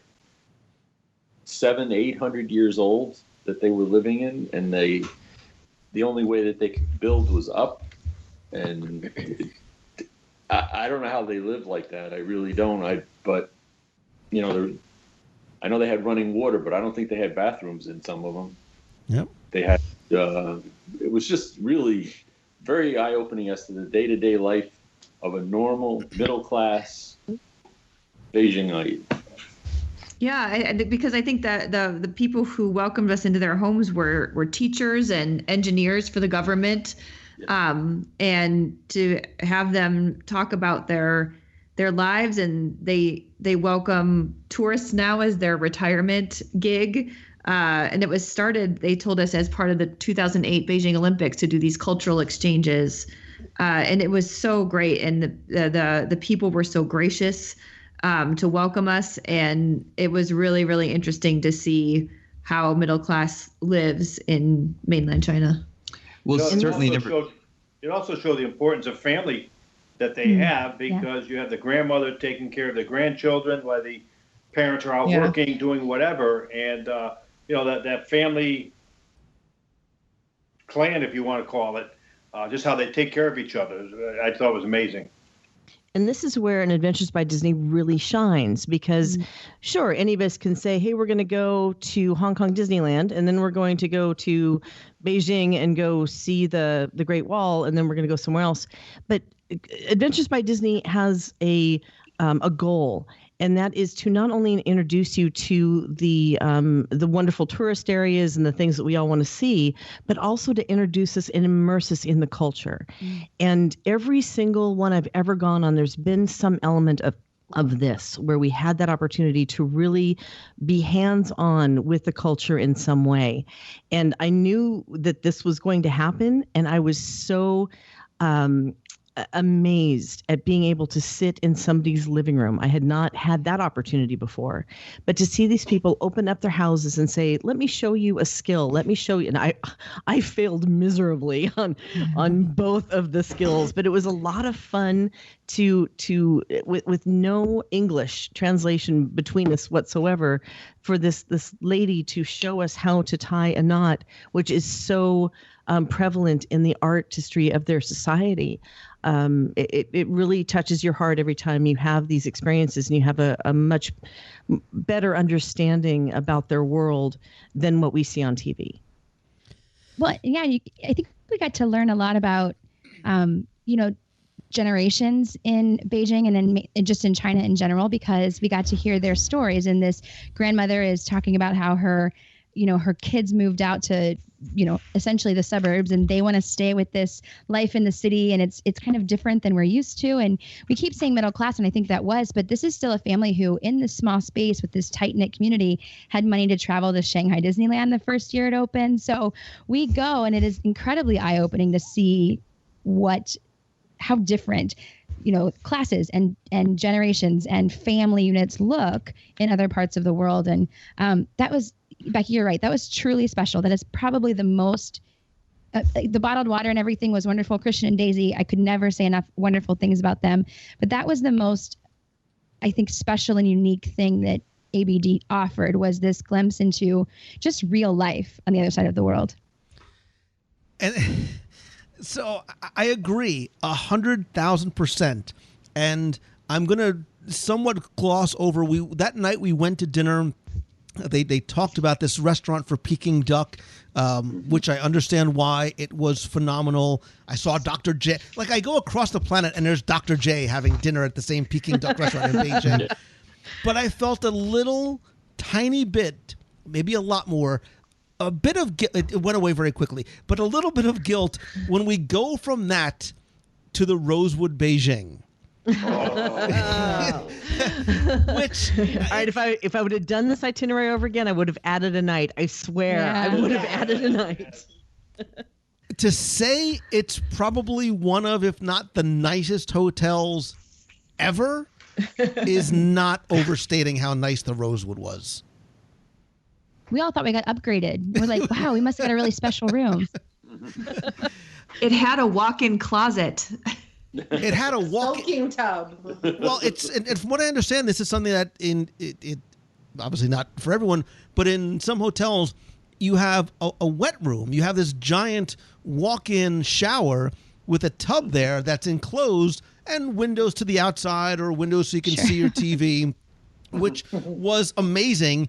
Except if you've been eating dumplings for 3 days and then see yourself in the full-length mirror, you're like, oh my God, I can't have any more dumplings. Mirrors everywhere. Mirrors everywhere. But a remarkably beautiful hotel with a great view of there was Beijing. A button for everything. There was a button on the wall for any electrical thing to turn on or off or raise and lower. And yes. think it took me 30 minutes to figure that out. And the service was, I mean, we all love Disney, and Disney has fantastic customer service and great amenities. And I heard a couple of different people say what we know of as deluxe, we're kind of blinded, I think, because this place was unbelievable. I had my sunglasses sitting out on the table when we went to dinner, and I kid you not, I came back and they had cleaned them and left the little like sunglasses glass cleaner with the rosewood logo on it. Like, I mean, they wrapped up all of our cords. It was great. And that was just like turn down service. Yeah. And you know, I've stayed in some really beautiful hotels all across the world. And this is the very first one where I had my wake up call in the morning and the phone rang and I didn't make it in time. And so, you know, you just get up and you know they're probably going to call again. No, they send somebody up to the door to lightly rap on the door to make sure that I'm awake. I mean, how amazing is that? Next level. Did you guys go down to the pool room where the elevator doors open and the walkway is all lit with candles? Yes, we did. We took one afternoon and went into the hot tub just to relax, and it was this beautifully. It was an indoor pool, but it had skylights. So it was on the rooftop, and so it looked like it was in the outdoors, and it just lush with plants and candles. It was the most relaxing hotel pool I've ever been to. It was beautiful. The room was like an apartment. The room was absolutely like a studio apartment.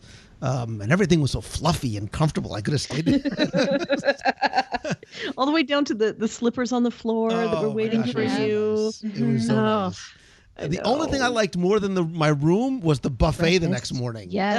That was amazing. Holy smokes. It was huge. Like, again, so many different Asian as well as Western things. So well presented.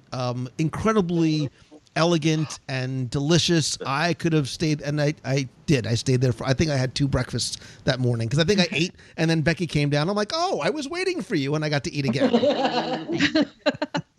So that's what that was all about.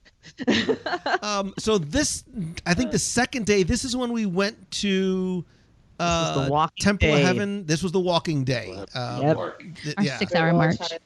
But this was a walking day that was worth it. We went to the Temple of Heaven, which is just they did a really remarkable job of copying the one in Epcot. It's just twice as big and like 1,000 years old. You don't understand. You know, when you see the replica in Epcot, you kind of get it, and then when you see and touch the thing that it was based on. Anybody, what were your thoughts the first as you started to approach and then you saw the Temple of Heaven in person? Just the size, just how huge it really was in real life compared to what we have here in Florida.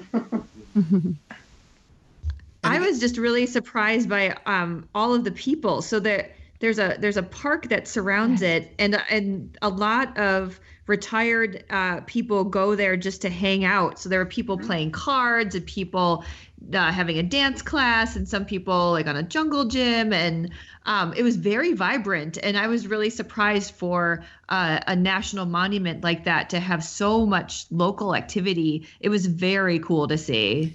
It was kind of like I'm sorry. It was kind of like a retired person's hookup place. Yes. Call it what it is. You know, they sort of go but wait a minute. Because there were hundreds of people. Like, yes. You weren't joking. It's a ton of people.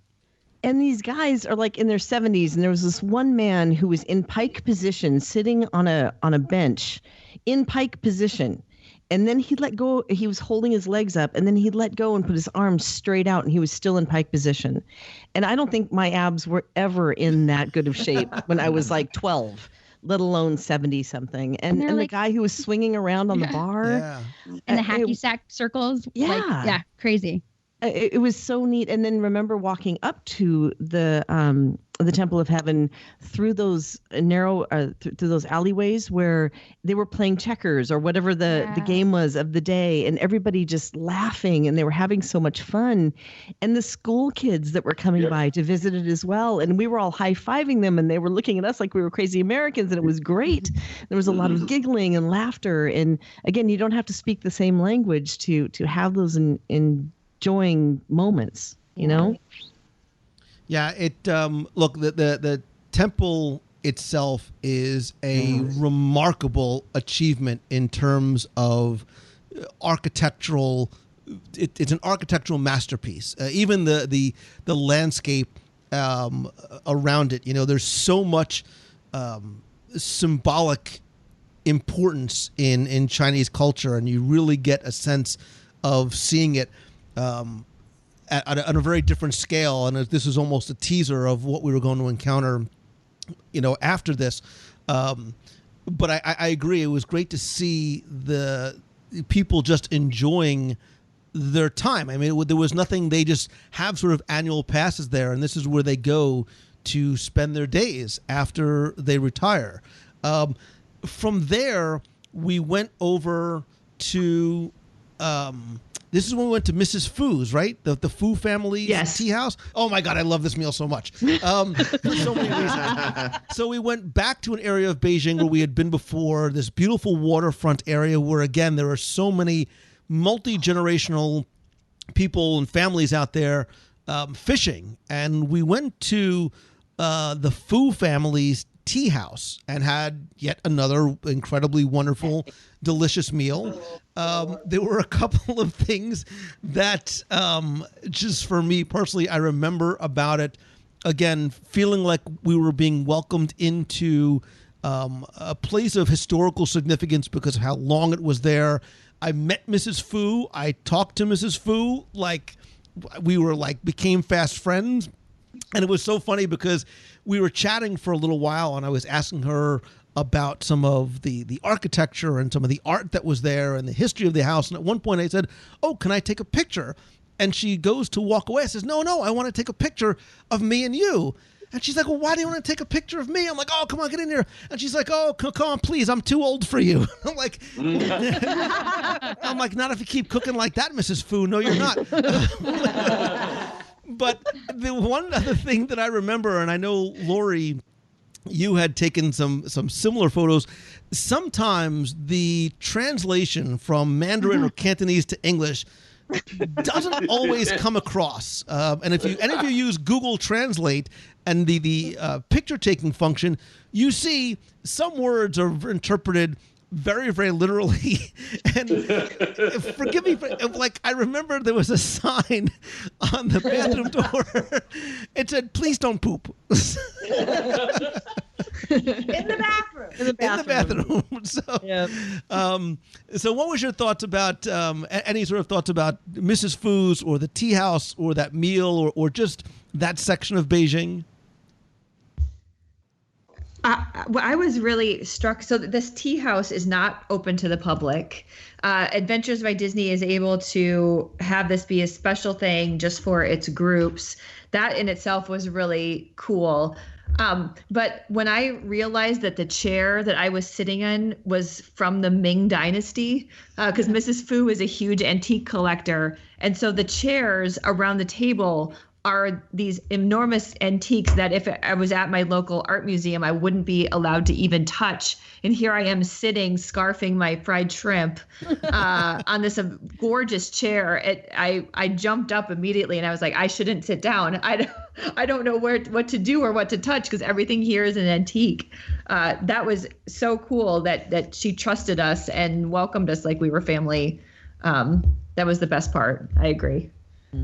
And it was so great to experience, authentic Chinese meals. And, as our guides had said, it's oftentimes family style. And so we just kept getting food brought out. It didn't stop. When you think you're done, then you're moving on to third and fourth courses and fifth courses of food, of new and interesting stuff. And it was just so great to be able to try everything and do it on a table that was had like a lazy Susan on it, so that you just could rotate the food kind of constantly around and sample what you'd like. So it was just so great to be able to experience that. Yeah, they had some things that you would recognize, like they had some like boiled peanuts, which had like a peanutty flavor, but then they also had fungus, which I actually grew to really love. We started eating fungus all over the place, and it was really delicious. It was delicious. Mm-hmm.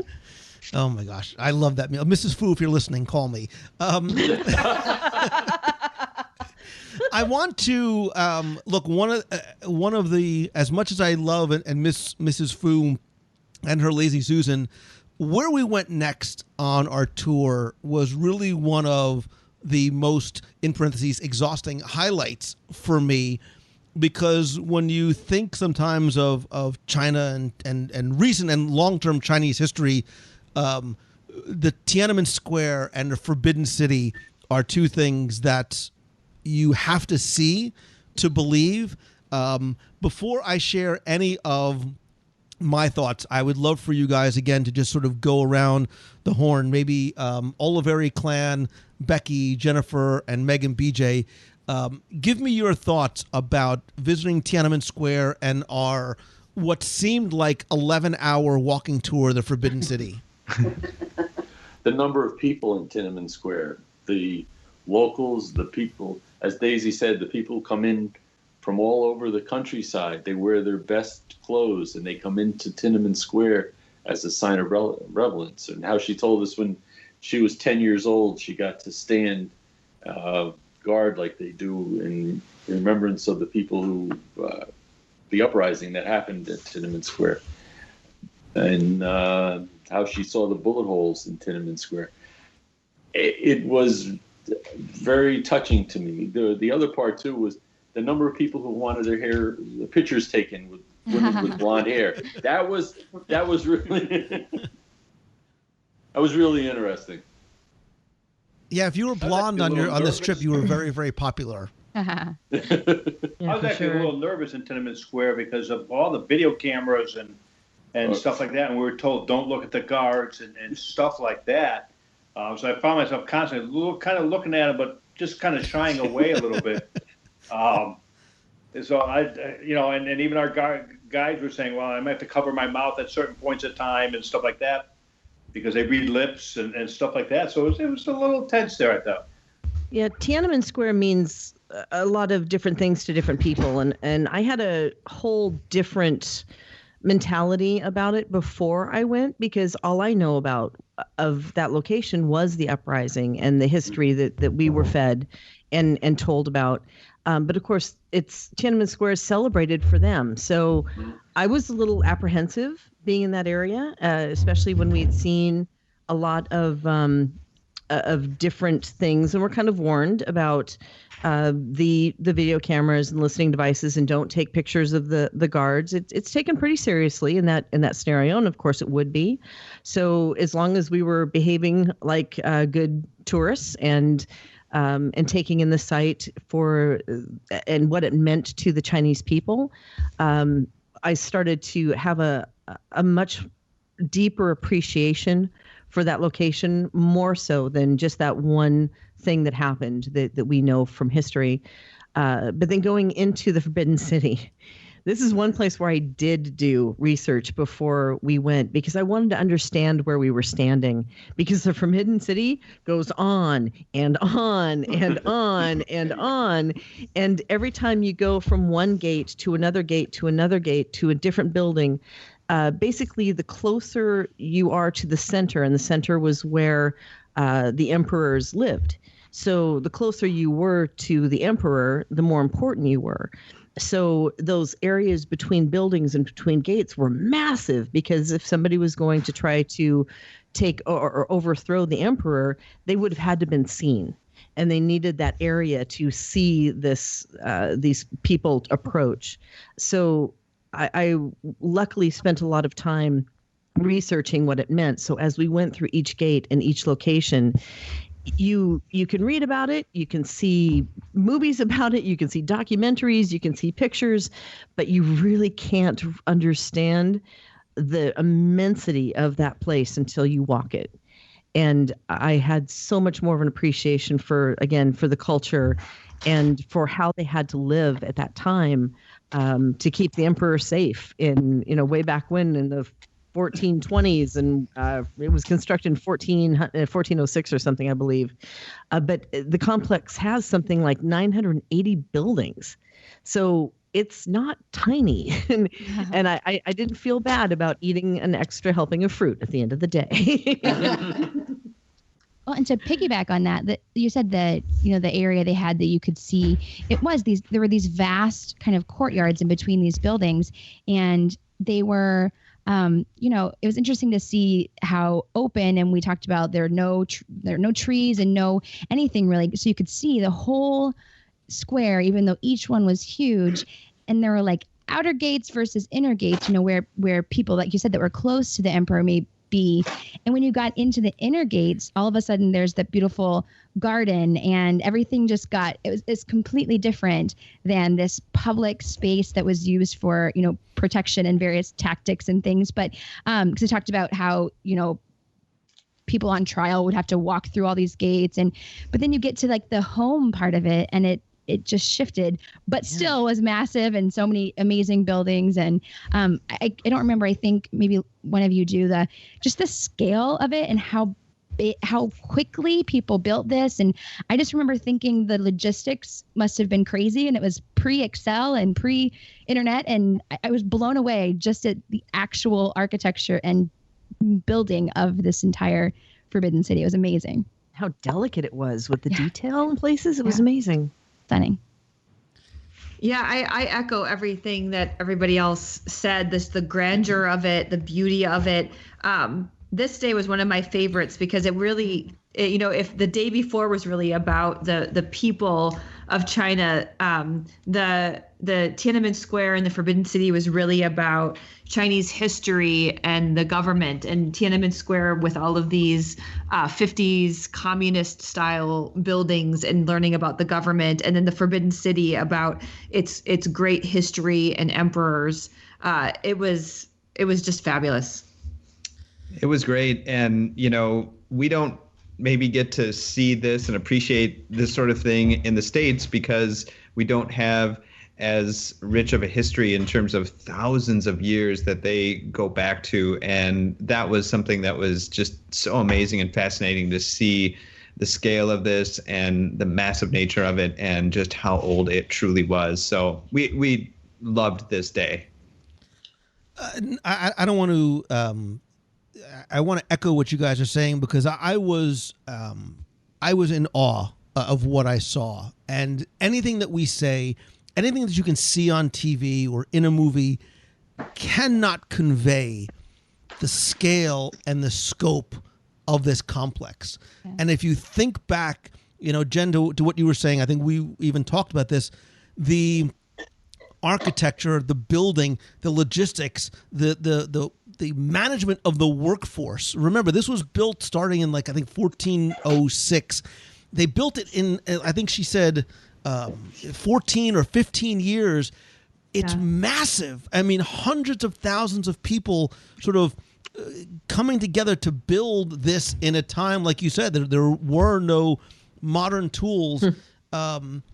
It was breathtaking to see in person and to walk it and to get an understanding of just how big this is, how important it was from an historical perspective.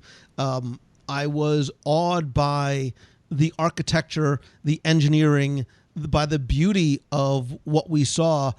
But to segue, I will tell you that it was only eclipsed by seeing the Great Wall of China. Yeah. Yes. Yeah.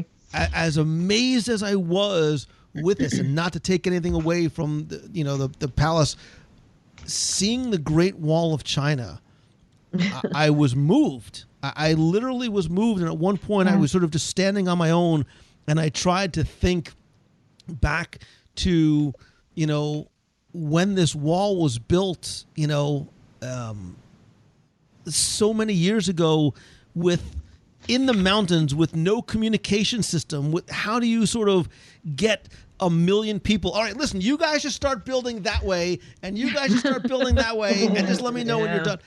You can't. You cannot imagine. I mean, it goes to. I mean, when did it start to? I think the majority was built during the Ming Dynasty, like the 1400s.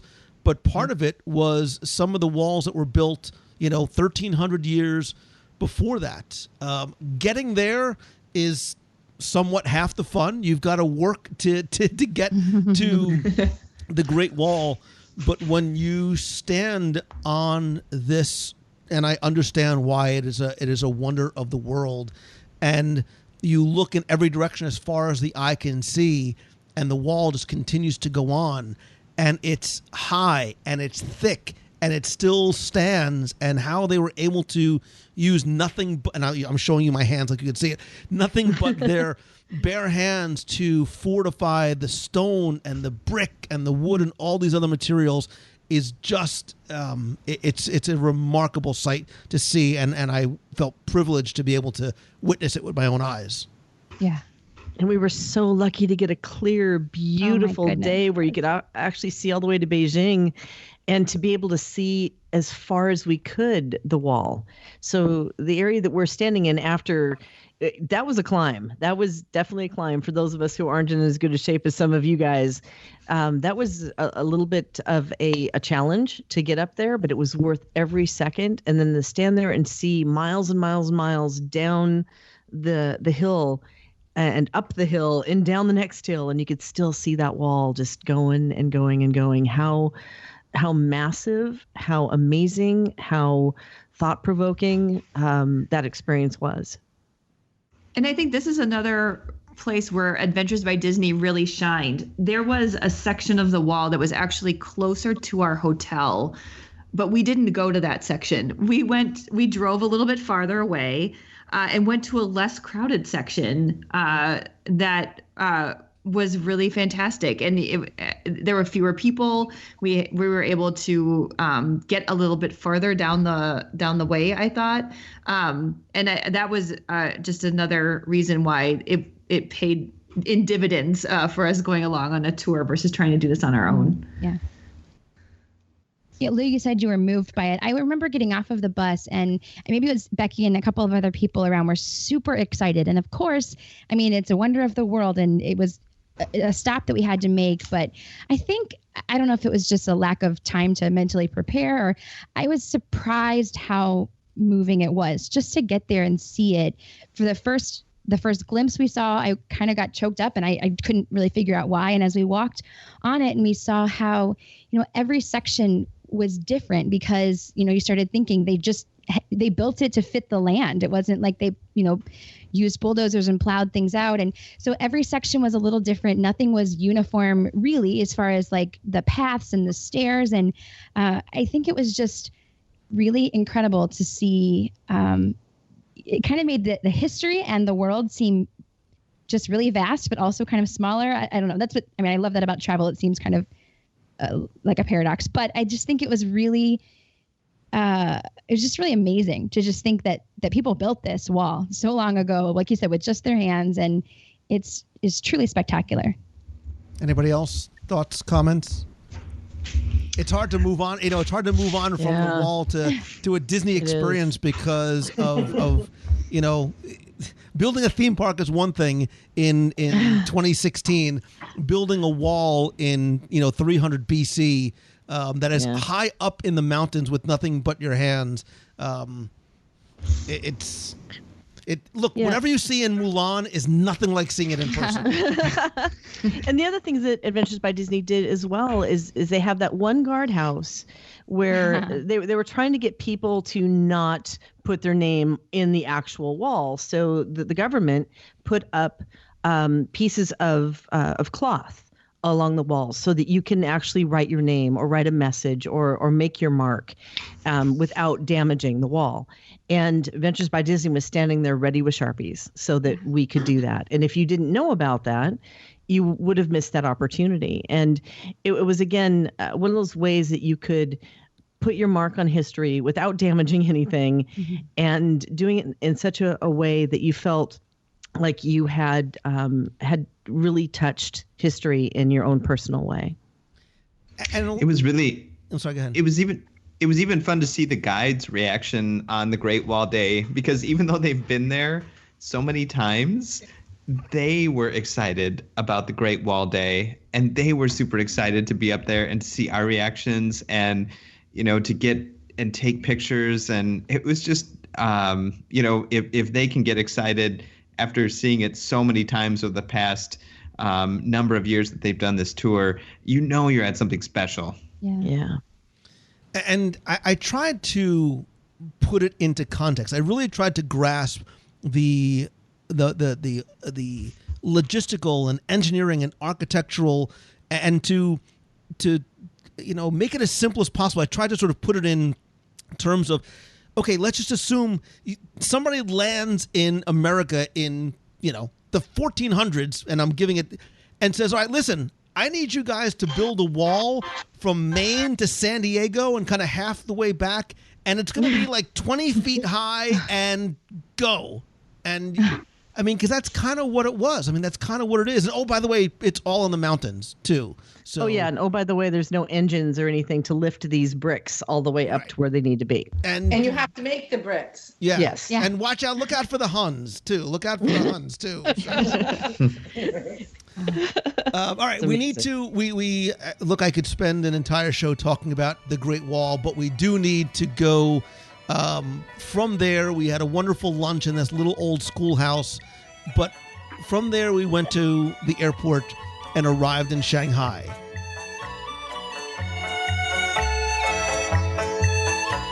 Please be sure and tune in next week for part 2 of our Adventures by Disney recap as we visit Shanghai Disneyland for the first time. There's so much to cover, including our review of this very unique take on the Magic Kingdom, some of its truly remarkable attractions, food, of course, and maybe even a special preview of where we're going next and how you can join us. In the meantime, if you have any questions or comments about the first part of our trip to Hong Kong and Beijing, please go to WDWRadio.com, click on this week's podcast, leave your comments there, or you can go right to the WDW Radio page on Facebook. You'll find a link to this week's episode, and we can continue our conversation about the first part of our trip on this amazing Adventures by Disney.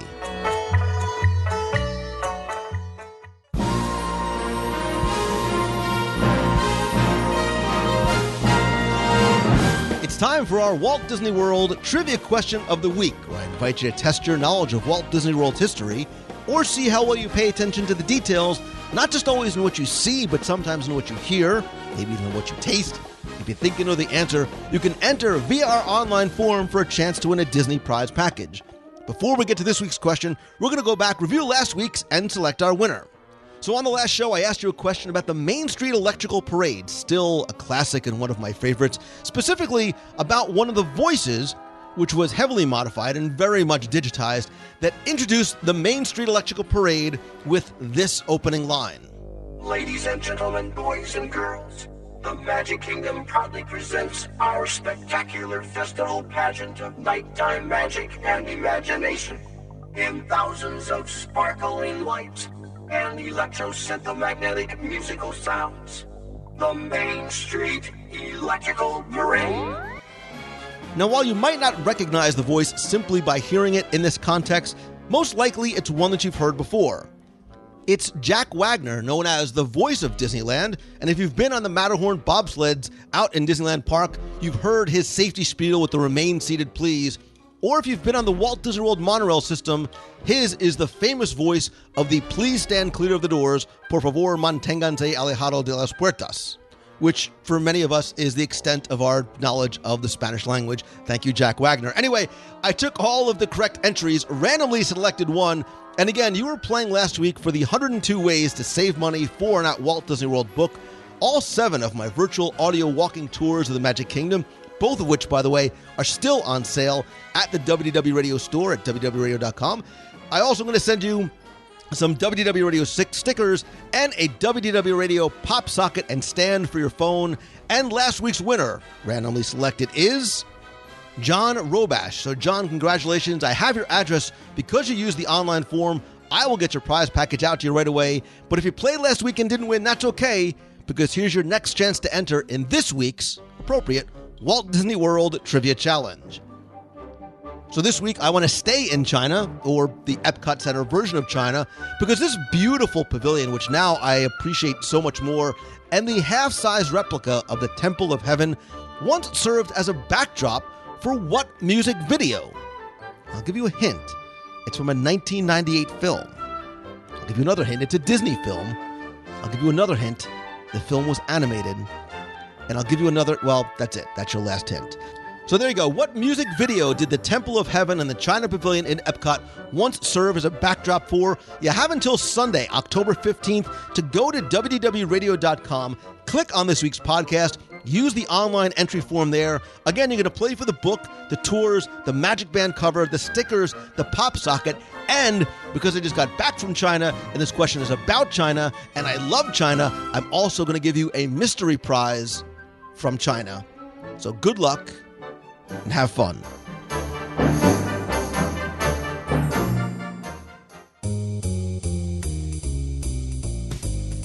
That's going to do it for this week's show. Thank you so much for taking the time to tune in this and every week.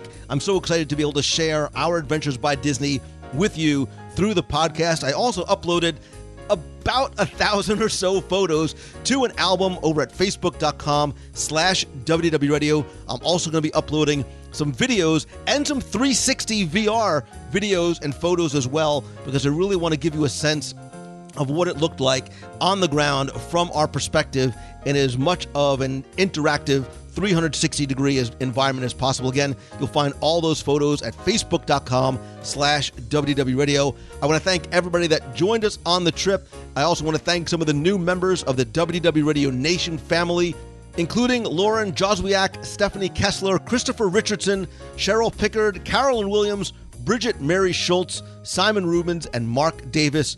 Thank you all so much for your love and your support. I sincerely appreciate you. And if you want to help the show and also get exclusive rewards every month, including scavenger hunts, we have a private Facebook group, personalized Magic Band covers, logo gear, backpacks, hats, shirts, monthly care packages from Walt Disney World, and exclusive live video group calls, and lots more. You can visit WDWRadioNation.com. And please don't forget that a portion of the proceeds of your contributions do go to our Dream Team project to benefit the Make-A-Wish Foundation of America. And because of you and your contributions, I'm actually going to speak on your behalf in terms of what you do and how you contribute to the Make-A-Wish Foundation of America's National Convention in just a couple of weeks. So I am excited and honored and privileged and humbled to be able to share your story with them and the incredible work that you do to help so many children with life-threatening illnesses and their families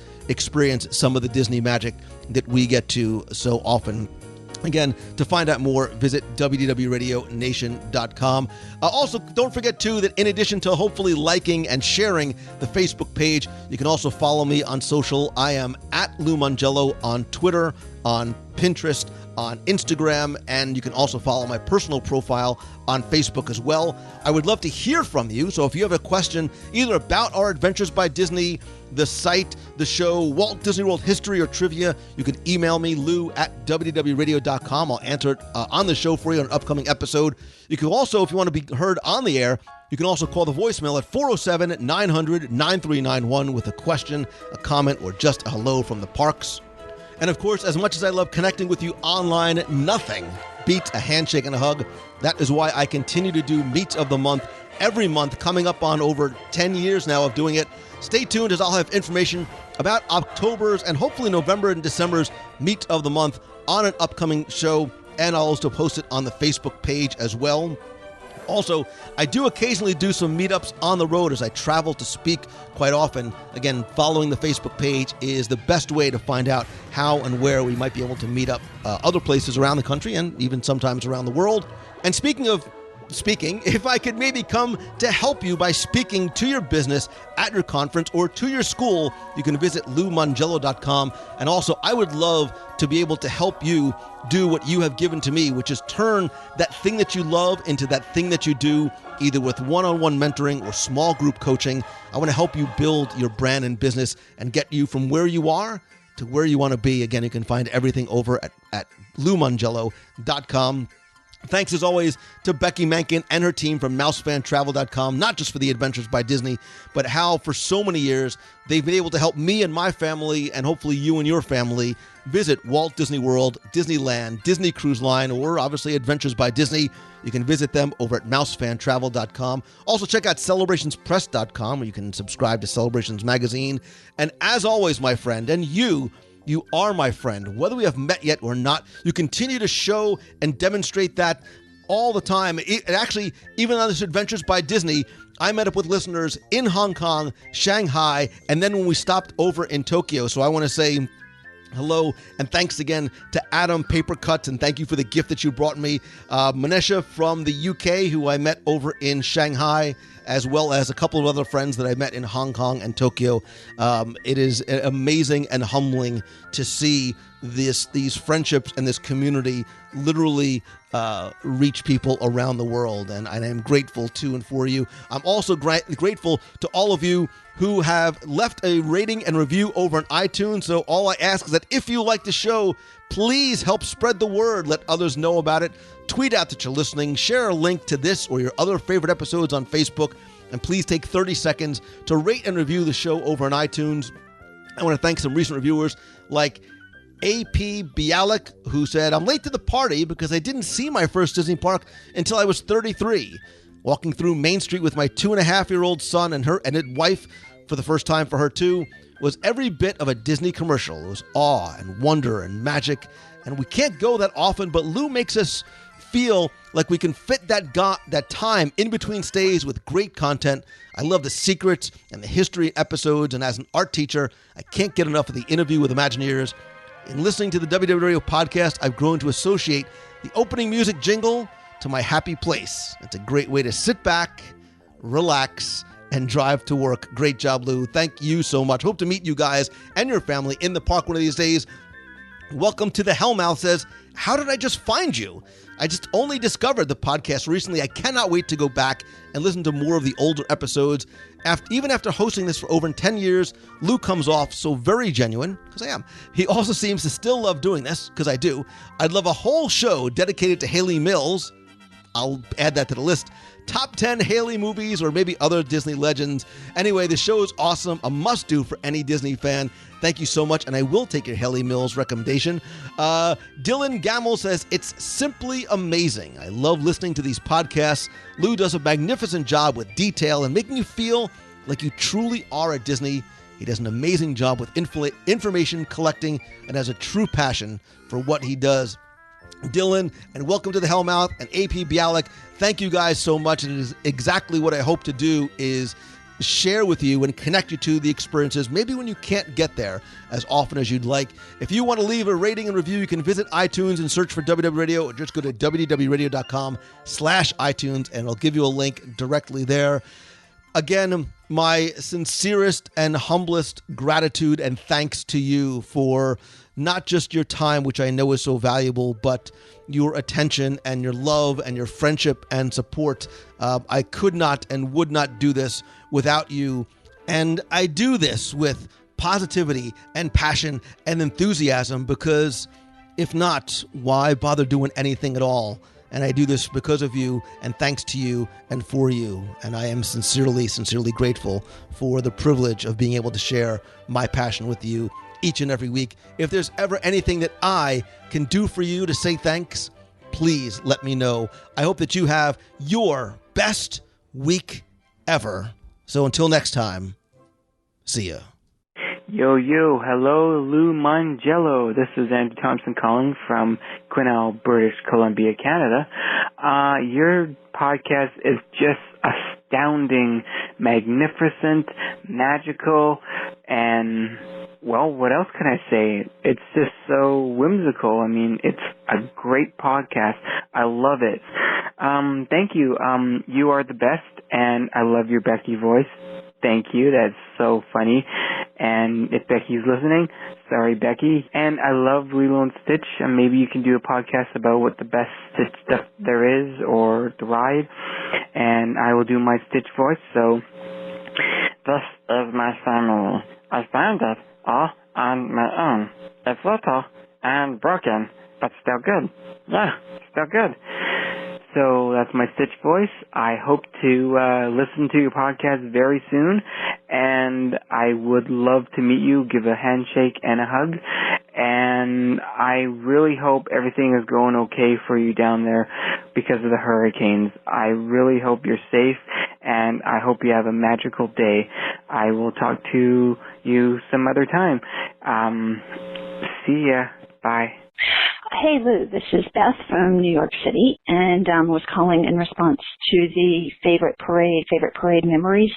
Hands down, Main Street Electrical Parade. It was the first Disney parade that I saw, and it's always had a special place in my heart. And I guess the best moment was probably on Goofy weekend of 2015. My friend Erica and I had been hanging out for a while, doing different parks, and I don't know if I'd gotten an old times map or if it was just sort of a last minute addition, but it had not been on my times map for the day, and I was really sad because I really wanted to see it again. And so we were in the Emporium, and Erica was on the phone talking to somebody, and I heard the beginnings of Baroque Hoedown, and I screamed and went running outside, and I kind of heard Erica in the background going, Beth just screamed and ran outside, something's going on. And so, and I think because there weren't a whole lot of people out there, so I'm thinking that it really was sort of an addition that not a lot of people knew about. Because we had amazing, standing spots on the curb. But yeah, that was the last time that I got to see it. So, but yeah, it's definitely always going to be my favorite Disney parade. So, thanks for the show. Always love listening to it.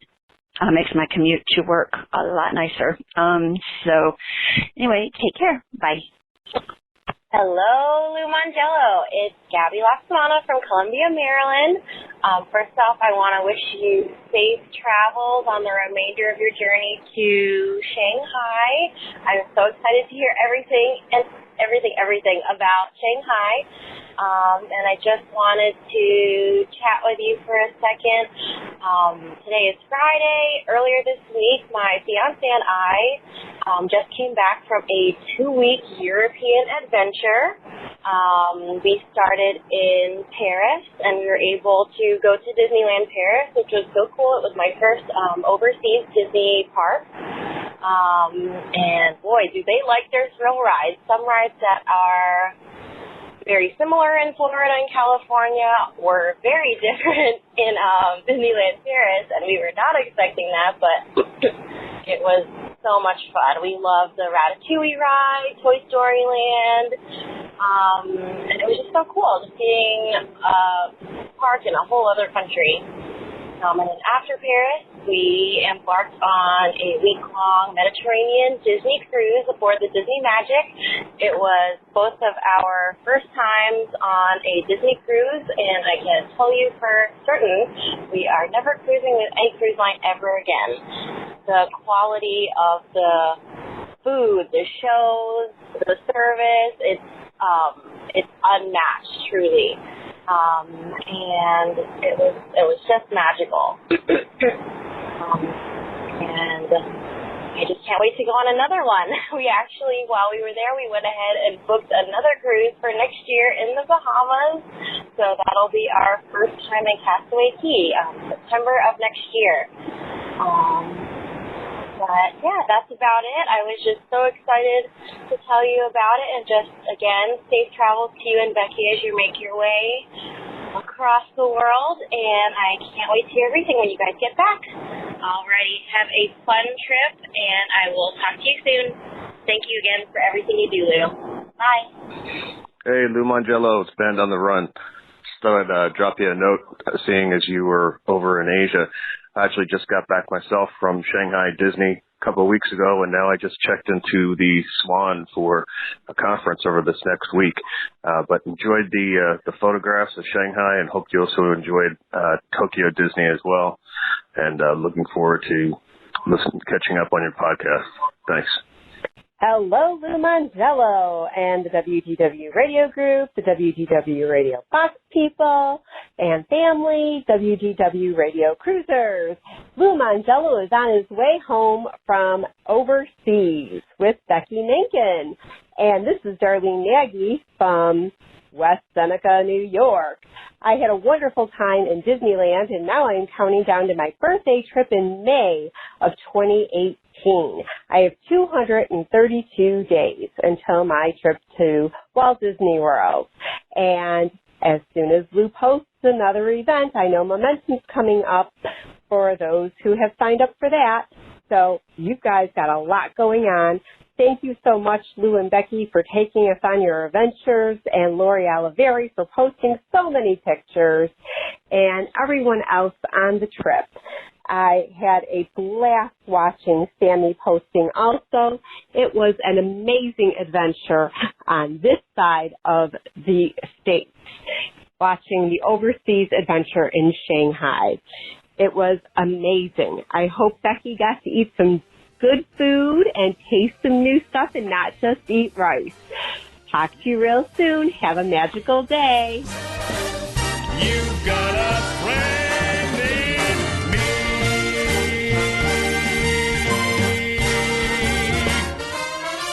me. Yeah.